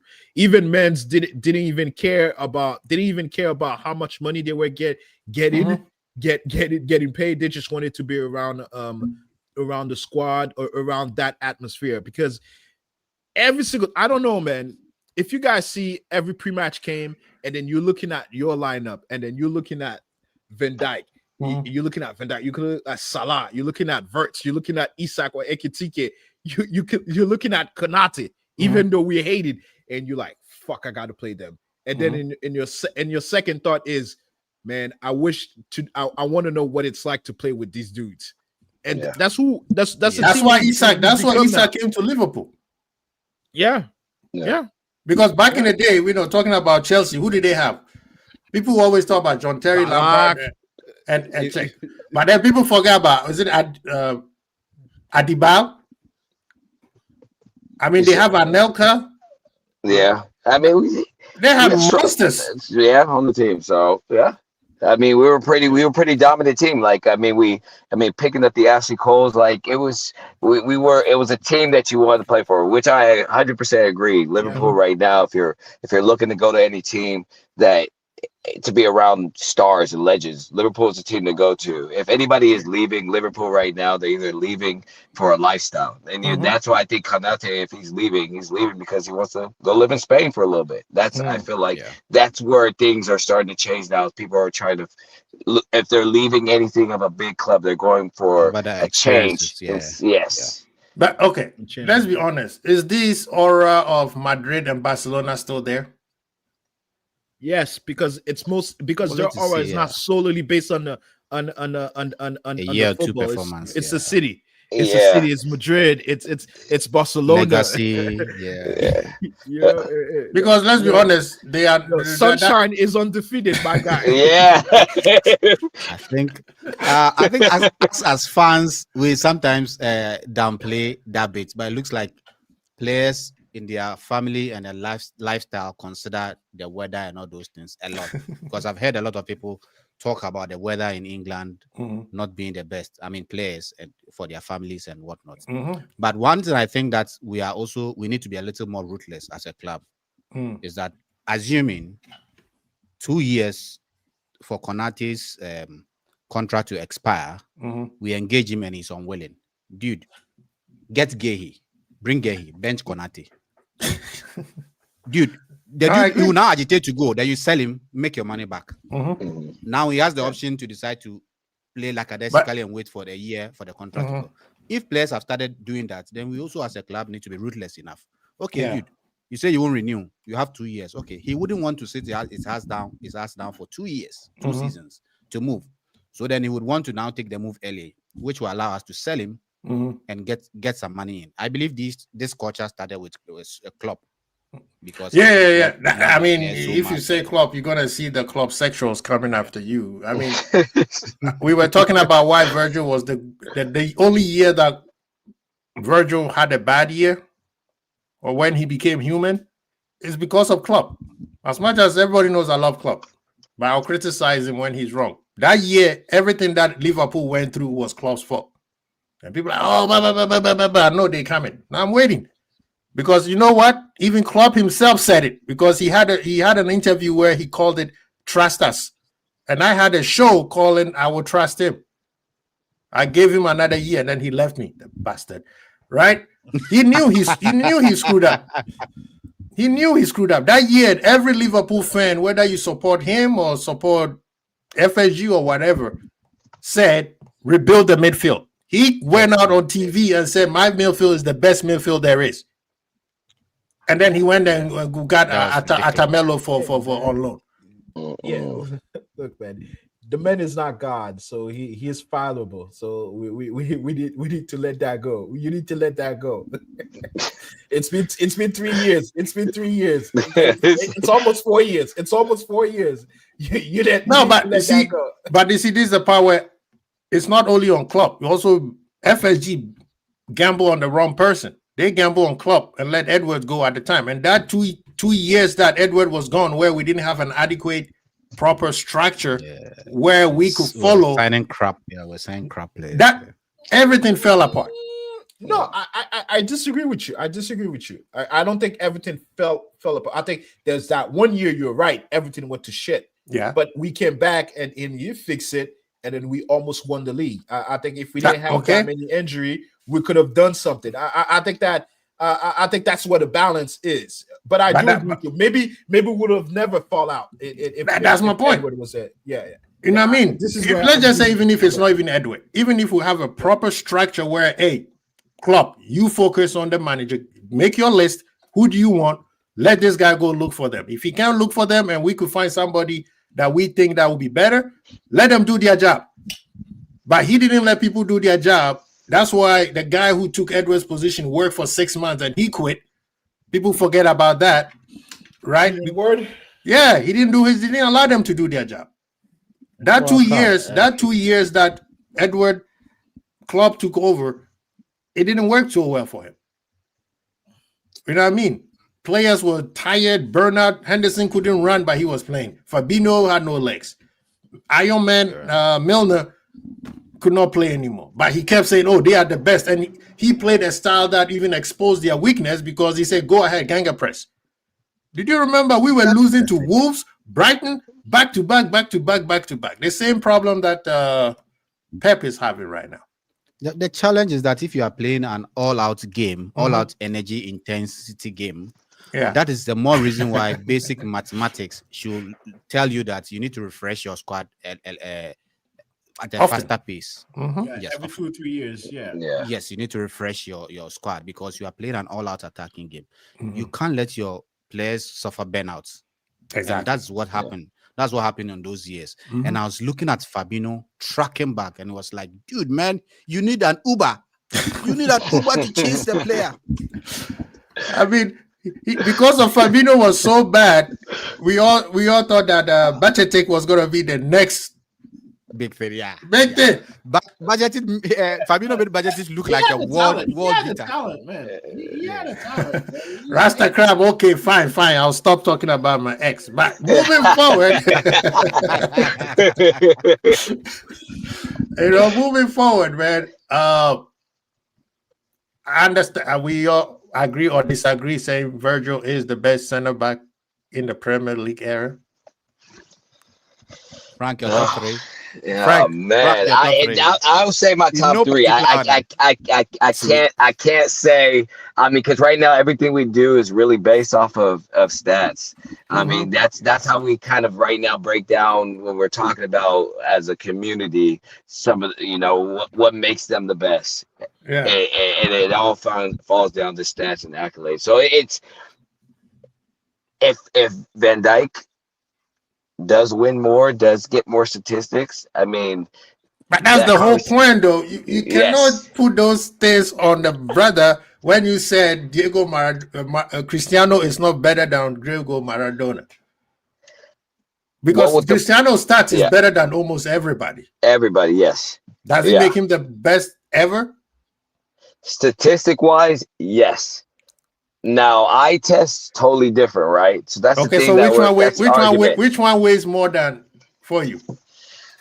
Because stats it's supposed to be facts. The eye test, man. You know it's So then just say Virgil. See, this is the part where I tell Liverpool fans, don't let rival fans dictate or give you a narrative where we can agree.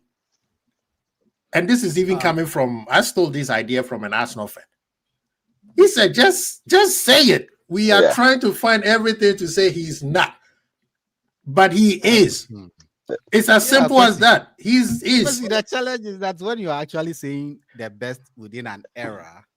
I'm not talking just that Prem era. Because you said Prem era. Yes. Yeah. I agree with you that Liverpool fans should have a bit more chest. But the thing is, at the end of the day, you need to have something to show aside the eye test. So there might be every time I say this, then there might be better players. They never got a chance to play for a better team. See that now you are confirming to you are trying to make Frank happy by doing this. Feel like that'll be opening up Pandora's box. I mean, there's a lot that could. Is he or he's not looking at eye test and said this guy we've never seen I would say we've never seen because that's a wrong. You looking at him and you be like, this okay, Frank. Who's the player that came to your club and day one you saw a change? Day one, like as soon as he came in, the whole team, you'd be like, wow, this team has changed. Totally. We are way better than what we were literally a week before. If I was gonna say what player it was, I mean, it was for me. It would be Hazard for my team. This was a player who came in and just changed the game. Now overtime, yeah, definitely drop. I mean, but then we still always had a strong unit. Like it wasn't relatively. To me, it's Conte. Yeah. To me, it's Conte because when N'Golo Conte came in, and then what was the manager? Conte. Yeah, he came in. He single-handedly got you that Premier League to me. If you're looking back, obviously Hazard did a business that year, but the way we had Diego Costa. Yeah, the way that man was. No, because and the reason why I agree with Carl. Yeah, because that formation 3-4-3, you need to have some serious two midfielders to play that thing. Because that midfield is very light. What the earth is that? The earth is what 80% water. Yeah. Okay, so Conte was 80% of the earth. so yeah.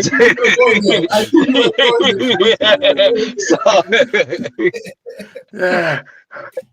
That guy said he's an Ed extreme.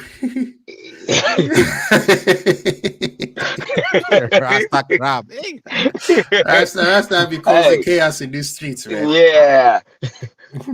But I agree with that. Frank. I agree with that. No, I agree with that too. I mean, I'm definitely saying N'Golo Conte was a player who, when he first stepped foot, coming from just winning the Premier League. I mean, he was on a. I mean, he was untouchable. I would say any team in the world would have taken N'Golo Conte right then and there, and he would have changed any team. I'd take him right now. Yeah. But Frank, the interesting bit is that even Virgil van Dijk, a lot of people say, he's washed. And he still put out, if the stats says what? Even if we take the thank you. Even if we put the eye test on the side, when the stats come out, he's still the best out of everybody else. Then what? So this one I don't get with the rival fans. To argue against VVD, but then also I ask myself, is it that am I looking it through my Liverpool lens? No, see that's the problem. That's the problem. But Rasta asked you a question. He said, "Who are your top 3 center backs?" For what? This year? No. He said when I asked him who's the best, he said, he's top 3. Because I said Frank should. No, I didn't say top 3. I was asking Frank if he can give me top 3. Okay. Order. Yeah, Frank, who's your top 3? But I think Rasta didn't understand. But I probably would put VVD slightly above Terry. And then as number 1 or number 2? Number 2. Who's number 1? No, I'll put Terry, maybe VVD. Just slide. Everybody hear that, right? We have a Liverpool fan who supports Man U, and then we have another Liverpool fan who put in front. I'll never say something that blasphemous. I'll never say something that blasphemous. I feel bad for a man who's not even a Man United yet. I feel bad for them. Homie said Terry is better. Chelsea legend. A little bit. When that's little bit or a lot is better. Can I expand a bit? Because I also didn't want us to disregard what they won or the achievements. Fine. So that's why I said. That's why I said just a little bit. I would, if I'm using the eye test, obviously I'll put DVD up there. So I don't want us also downplay the things that they won. How many achievements does VVD needs to surpass Terry? You said a little bit. I told you if we win maybe another league and another Champions League, it is for me. Wait, John Terry didn't win 2 Champions League. He didn't even play the final that he's talking about. He just he is the most fraudest out of all of them. This guy was wearing a suit. He was wearing a suit. As soon as Lampard won Didier won the trophy for them. Premier League. Yeah, he put he had to put his gear. He put his gear in the back to go get. That is the shameless.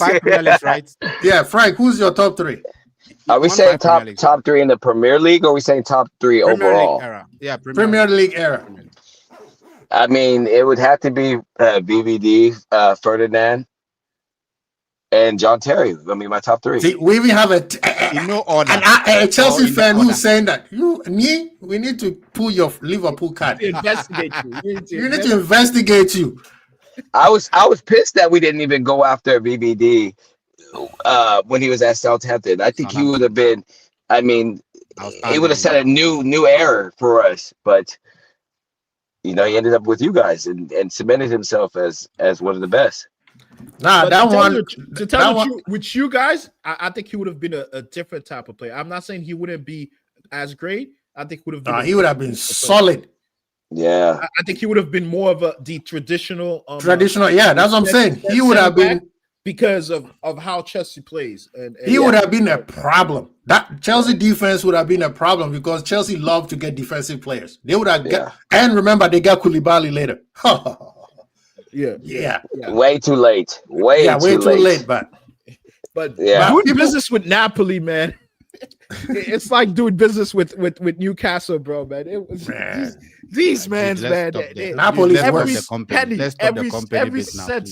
Yeah. Every cent. Wait. Are you saying company is not at the level of Terry? No, he said he put company over Terry. Don't put company over Terry. Company is in the top 10. He's not a top 5. Top 5. Yes, he's not even in top 5. But if I were to challenge you, pair whatever accolades and stat that you were mentioning to diminish VVD. No, the problem is that in my case, I actually presented the eye test view, and I said that the eye test unquestionably I would have put VVD. I said that. But then you find a way to put John Terry over. What I VVD. said was that I didn't want us also downplay their achievements. Their achievement, but that's the thing that's not fair because look at it this way, right? Company, City, people. This is a power we also have to credit to your rivals sometimes, even though they cheated. The Premier League has never seen a team like City. Yeah. Both sides of Pep Guardiola's cities, the one with Yaya Toure and then the one after. The Premier League has never seen a team like that.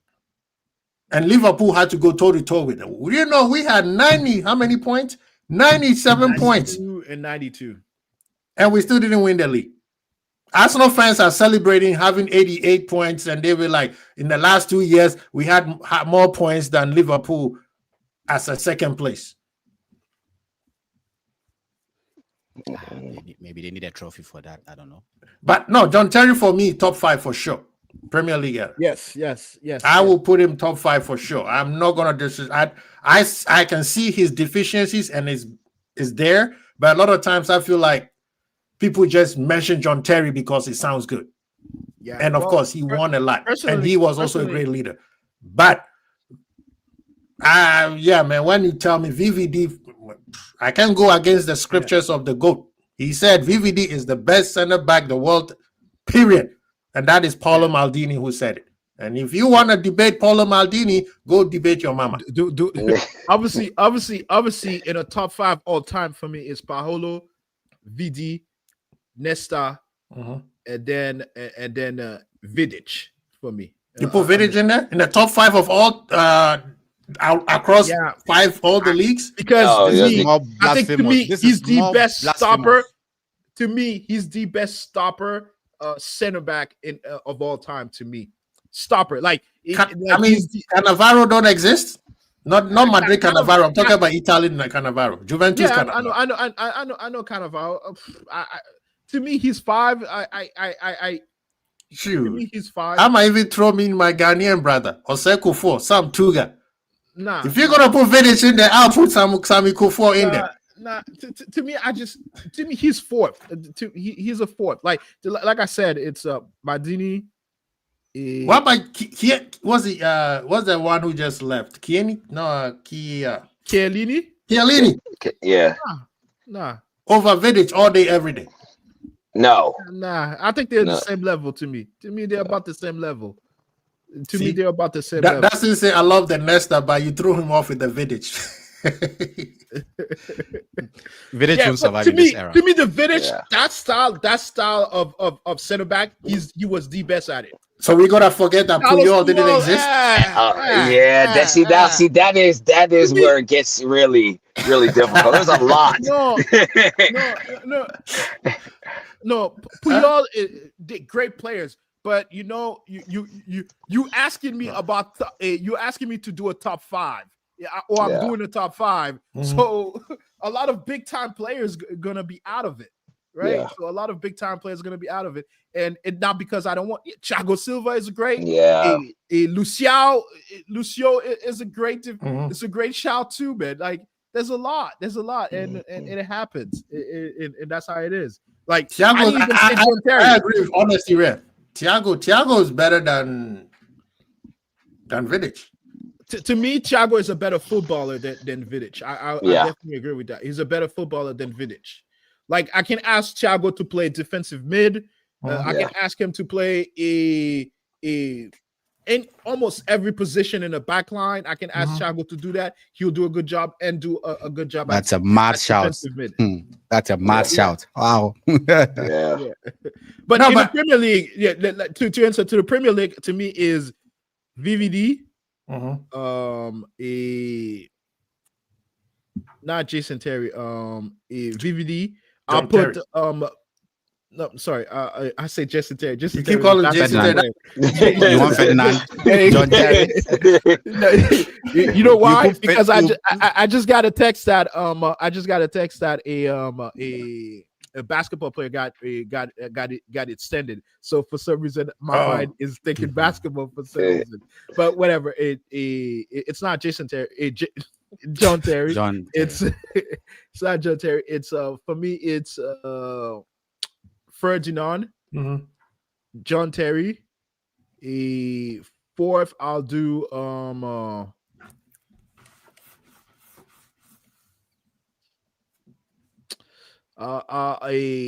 fourth. Sol Campbell. Yeah, that's who I'm fighting. It's between Sol Campbell and a Kolo Touré don't exist. Nah. They're invisible. I'm fighting between Sol Campbell and company. I think I might go Sol Campbell. I'll go Sol Campbell. Why do people don't want to give this man his credit? Who? Matip? The year that everybody said Virgil almost won the He didn't stay healthy. He didn't stay healthy. He didn't stay healthy. Okay. He didn't stay healthy. Because I'm gonna say the most league he played were very. I'm gonna say the most blasphemous since Carl saying that he supports Man United. I never said that, bro. I never said that. The year that Virgil was like the world was saying this is the best center back they ever seen, I felt like Matip was playing as good as he was. That was the year we won the. But we won the. Playing as good as he was because he was playing right next to the best. I mean, it looked like they were both playing the same level. Remember when we played the Bayern, Virgil didn't play; he was suspended. Look.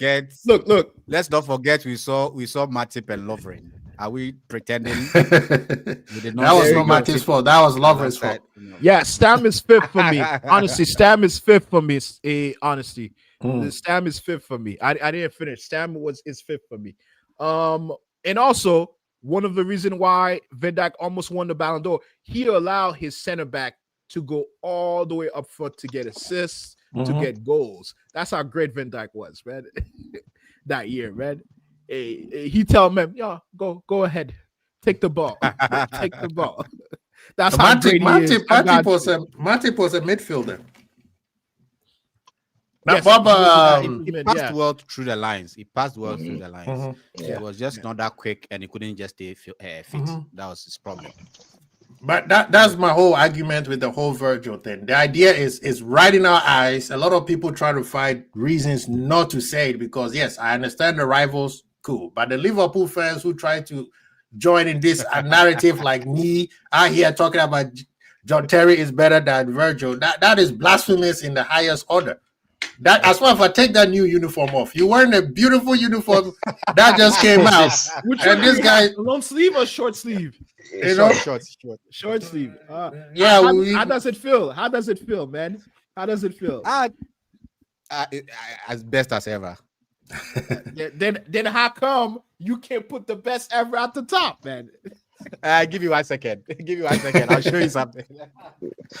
But thank you guys. Good debate because it's not easy, but you have to put it in context. At the end of the day, the eye test trumps everything.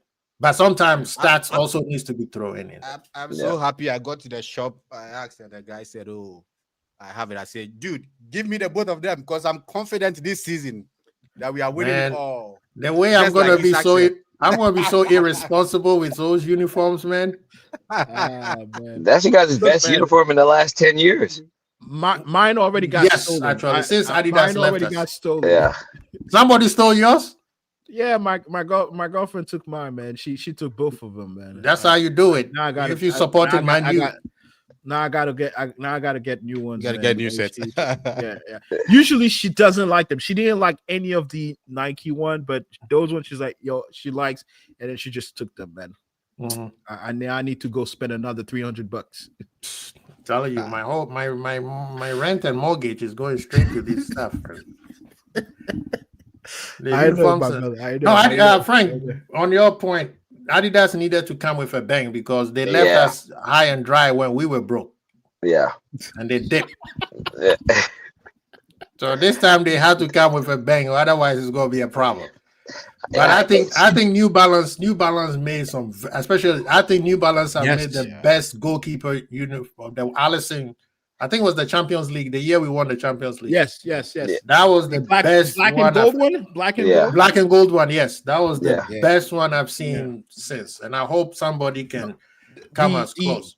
The third kid goalkeeper is fire. The black one. The black one. That's the one I'm gonna get. That's the one I'm gonna get. That's why I'm debating. I might get Becker at it. I might just put Becker. Usually I don't like. Since I've turned 21, I stopped putting player's name on my back, but I love Allison so much and Van Dijk.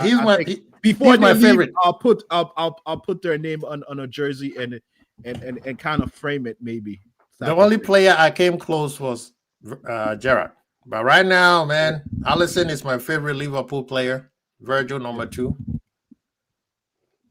and it's a toss-up between Mane and Salah after that. But Bobby is in there poking his head. But Frank, somebody has a question for you. It's Carvalho. It's got to be Carvalho. Are we talking about at our peak? What is it? What's the conversation? Is it when they were playing for us, or when he was playing at their peak? No, playing for you guys. I put it all together. It's Carvalho. We didn't have Thiago Silva. Thiago Silva didn't have his best years in Chelsea. No, he didn't have his best years in Chelsea. No. He was already past his peak. Yeah. No. But see, that's a good question, though. That's a good question. The way people give so much credit to Carvalho, does it diminish John Terry's accomplishment in terms as one of the best center backs? Because a lot of people give Carvalho a lot of love, a lot of love, especially non-Chelsea fans.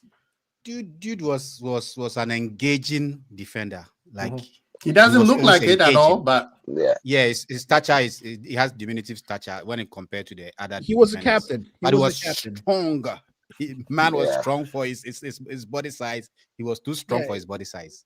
Yeah, he was a captain. I'm not sure if he became a captain at Chelsea, but the way he moved around the team, around, you could say, for lack of a better word, he was an adult in the field. Like, like, yo, get your shit together, yell at player, got them on in their position. I think he demanded excellence out of them, and I think that's probably why he has that much respect around Chelsea. I think Terry also scored a lot of crucial goals for Chelsea. Gives him that advantage or other edge over Carvalho. Because in crucial games, John Terry will come and just head the ball into the net. It was just it's hard to be scoring at 5'9", bro. Yeah, the Rudy guy is a good player, but he's not on the levels of the no. He's one Chelsea player I never liked. I think sometimes the media, he's a character. The media narrative sometimes. Sorry, I didn't catch that name. Rudiger. Oh. The media narrative sometimes enters into the heads of the officials. And I'll give you an example. A player like Sheikh Chiotti, they had branded him as a rugged player, so he was getting away with a lot of bad tackles, and so was Rudiger. You know, the media narrative was that, oh, is this old school defender type, oh, no nonsense, rugged player. Rudiger was getting away with a lot of silly offenses that no other defender was coming close to getting away with those kind of tackles and manhandling of attackers and all that. But we package it to mean that, oh, he's a no nonsense player. But dude, he was helped a lot by the officials because of that tag. Look, I think Rudiger is the type of player where he has a lot of talent. He should have been way better in the senses that he should have been better known as a center half. Like, you know, he should have shown levels. But the thing is that I hate to call another man immature. I think it feels like I'm attacking their personality, their character. But the thing is, brawl. Every he's like he's very immature. His games sometimes look very immature for a 30-year-old. Because he's that's what say he's a character. He's a character. Yeah. Rudiger was just a character. Yeah. We saw that against Germany against Japan. The one that he was I thought that was funny. Yeah. Also, as a defender, you also have to be able to, you know, act, you know, make us, as well. I mean, it can't be all attackers that get all these dances and the shoes, you know. So for him, that's. Rudiger was a character. But what's the name? He said Vertonghen, Alderweireld, Gabriel, and Saliba. Out of all, Gabriel is better than all of them, personally. Yeah. Gabriel is better than all of them. Saliba is kind of falling off very fast. That comparison between Virgil is only light skin. Who's the most nicest light skin? Other than that, they don't have any comparison between them people. Let's talk Premier League for a second. Do you guys think that if again I do think that I can't remember the new center back that they have that play against us. I can't remember his name that came in for Saliba. Do you think that this will Mascara? Yes. Do you think this will affect a Chelsea? Saliba. Because this will affect Arsenal. Because in my prediction, I think I do have Chelsea finishing second, and then a Arsenal finishing third. Do you think that this will affect for 3 weeks, 3-4 weeks? That's a lot of games. That's a lot of games, my guy. That's a lot of games. That's 3-4 games. Also starting. Now, okay, Carl, if Arteta played the way he played at Anfield, it might not. But he's going to open up. When he open up, that's where we see how good that defender is. But he has Nkape now. He has Nkape. Nkape is very good. That's the problem. The problem I've had with Arsenal fans is that how are they saying Mosquera is so good when our striker had like 8 touches in the whole game? Like, how do they judge that this guy was so good? They are talking about the guy. Yeah, you're right. The striker did not even go against him for him to make a tackle or anything. Anytime it was just a ball floated and he's behind the attacker, maybe trying to pip the ball back or shove him or whatever. It's not like attackers went against him, but the way they are giving rave reviews about the guy, I was like, you guys. The same thing with Madueke. This is a maturity that Ekitike needs to start having in his game, recognizing, this is a man who hasn't been playing 1 and 2. Yeah. Probably no real chemistry with Gabriel. He should have been attacking and trying to be on his shoulder more. Maybe with Isak, that will happen. But also the way Arsenal set up, man, they wanted to block that. They wanted to block that midfield, that connection between midfield and attack, very much so, because of who they brought. Like, they had 3 defensive midfielder there. So fair play to the tactic. They did well in limiting passes to the middle. And I think that's why we started having a little bit more a little bit more action with Salah in the second half, giving the ball more to Salah, and then you could start seeing things. But Salah was just not on it. I think if he was on it, we could have in that second half, we could have at least have 1 or 2 goals based on if he was playing better, if he was on it. Yeah. But Frank, how do you see our boy Rio? Why do you have to do that to me? Huh? Life is good for him right now. Life is great. You know what I mean? Sometimes I don't understand the moves that our board let happen. Now, if Estaval William comes good, now that is our star boy. I mean, that is somewhere where I can understand some of the things we do, but that's an if right now. But because seeing how he's performing for you guys, I mean, the next few years, I mean, he's going to be the player when Salah rests. Him and Verts are going to be those 2 attackers that are going to just change the dynamic of how you guys play. So, but he needed to go, man. You know that. Yeah, right? He needed to go. Yeah. Because Chelsea have like 65 players sitting on the bench. Yeah, so there's somebody else who's going to come in that's going to fulfill that role. No one had a vision for him at Chelsea. No one had a vision. And I think if I'm his parents made the right choice. But this is the part where I think Chelsea dropped the ball. They've been spending money on wingers every single year. He's better. Well, I would say okay. He plays more mature than what Sancho was playing. Yeah. I mean, I believe he could have easily taken over Sancho's position. We didn't need Sancho. Sancho didn't. Yes, he offered us experience, but at the end of the day, the style that we play, he couldn't even beat his defender. We need a winger that could go past his defender, and we didn't receive that from him. So I'm glad that we did not sign him.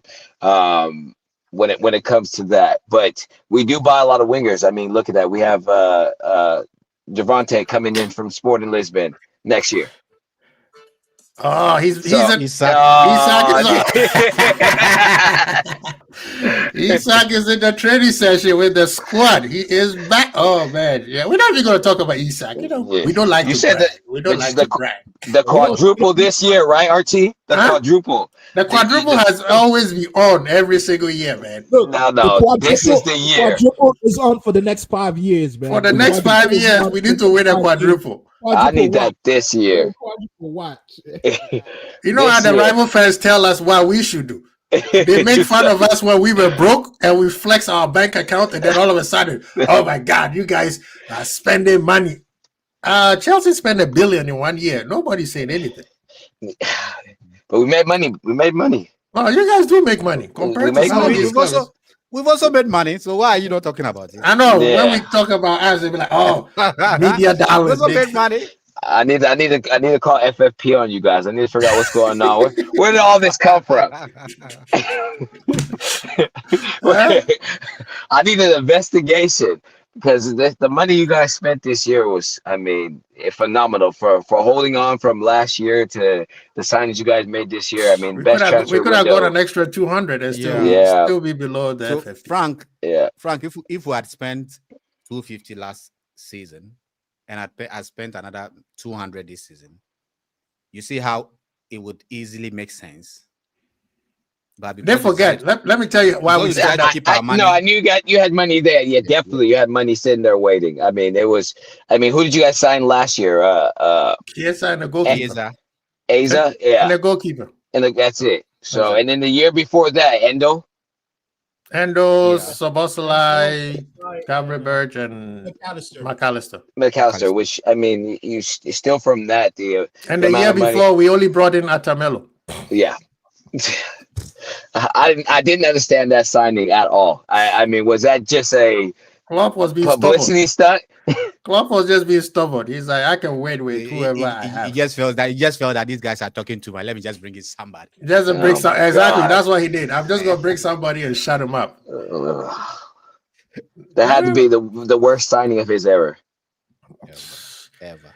But but the league, I think Chelsea, you guys are but that's the problem. Chelsea's built for cap. So I see you guys doing much better in the Champions League.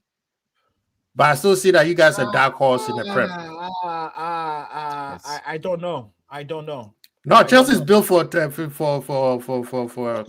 know who you playing? Who's in your group for Champions League? If you don't mind me asking, I didn't check. I mostly care about mine and didn't care too much about others. Well, we have Bayern Munich. We go to see. After Bayern Munich, who are we playing next? Bayern Munich is weak. Let me check. Yeah. Let me double check. I mean, it's and Barcelona. Barcelona, we are playing. Barcelona right now is going to be our toughest challenge in our That's actual. That's gonna be a good Yeah, match, actually. yeah. I'm excited for that. Very, very Open-ended good match. attacking. Yeah, because I want to. It's I want gonna to see be Yamal. Let's see Yamal versus Kukurea. That's Wait, the where you matchup guys? I'm looking at. Is it at Stamford Bridge or New? Well, they don't have a new camp. They still can finish. Barcelona is so broke they can't even finish a stadium that they're supposed to get last year. Shocking. Yeah, you're right. You have Bayern, and what else? You have Benfica. You played Benfica, Bayern, Yeah. Benfica. Yeah, I definitely say Barcelona's are going to be the only real rivalry Ajax. in that group stage. No. Yeah, the easiest group is Arsenal. Yeah. Isn't it Tottenham? I heard Tottenham was the easiest group.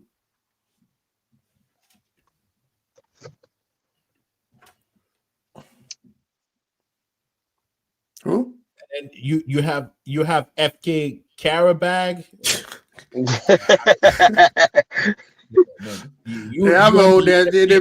brought in the obviously you playing Barcelona. They brought in the Conference League teams to play with Chelsea again. That's why I say they're a cup team. They're going to do well in the Champions League. And then you playing Atalanta.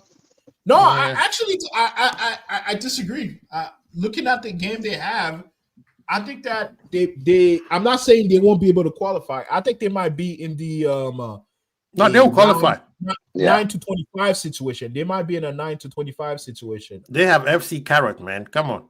Yeah. That's one game. That's that one game that we know they got to win. That's 3 points in the bag right there. But they got Atalanta, they got Barcelona. Atlanta is not as good as they used to be. Atalanta. Yeah, but that coach, you know what he did to us in the Europa League, man. He ran a business on us, man. The way he set up, man. Oh no, he beat the hell out of us. He did a business on us. He did that. He watched, and then Crystal Palace did the same thing to us. Yeah. What's the name? Dustin is saying that the intensity of the level. No, it's not, man. I think the intensity is high. Still, small games, yes. But people need to understand. What are you talking about, man? Yo, I don't know if this is a popular opinion or unpopular. I think too many games. This CL is. I don't know whether it means the intensity is high or low.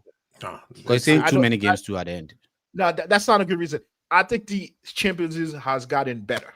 It's better. Yeah, people don't want to say. That's why I say it's all based on nostalgia. A lot of fans are nostalgia to whatever I used to be. And they'll be like, oh, same thing with we were talking about the players thing. We don't have any bad game. There's no bad game. I usually we'll be watching maybe 2 or 3 max. We used to wait till the knockout stage. There you go. Sometimes I just need to see if I'm first or second. Yeah. The moment usually it's just first and second. Yeah. And this one, this league. And the thing is, second matches. In one Champions League, you see Liverpool play Atletico, Real Madrid, Inter Milan, and who's the other one? Then we go into one of the tough plays in Marseille, Turkey, and then we play Marseille, which is also another Galatasaray. Man. Yeah, that's a major game. A match boxing for you to go and see watching. Yep. Yeah. And the fans and all their fans are crazy. Yo, come on. He's about to play Atalanta, Barcelona, Bayern, Ajax. Yes. All of them are worthy to either go sick if you got shift work or miss work or leave work early. All of them. Yeah. Use your PTO. I never understood men saying, "Oh, I know, 18, 17, a lot of men's around you are watching football, and then like they call in sick. But I know you're watching the Barcelona game, but Barcelona is playing. You telling me Barcelona versus what kind of playing a FC Shakhtar or Shakhtar? Hey, you need to be watching that? No, come on, man. Come work. Come work. Yeah. Come to work.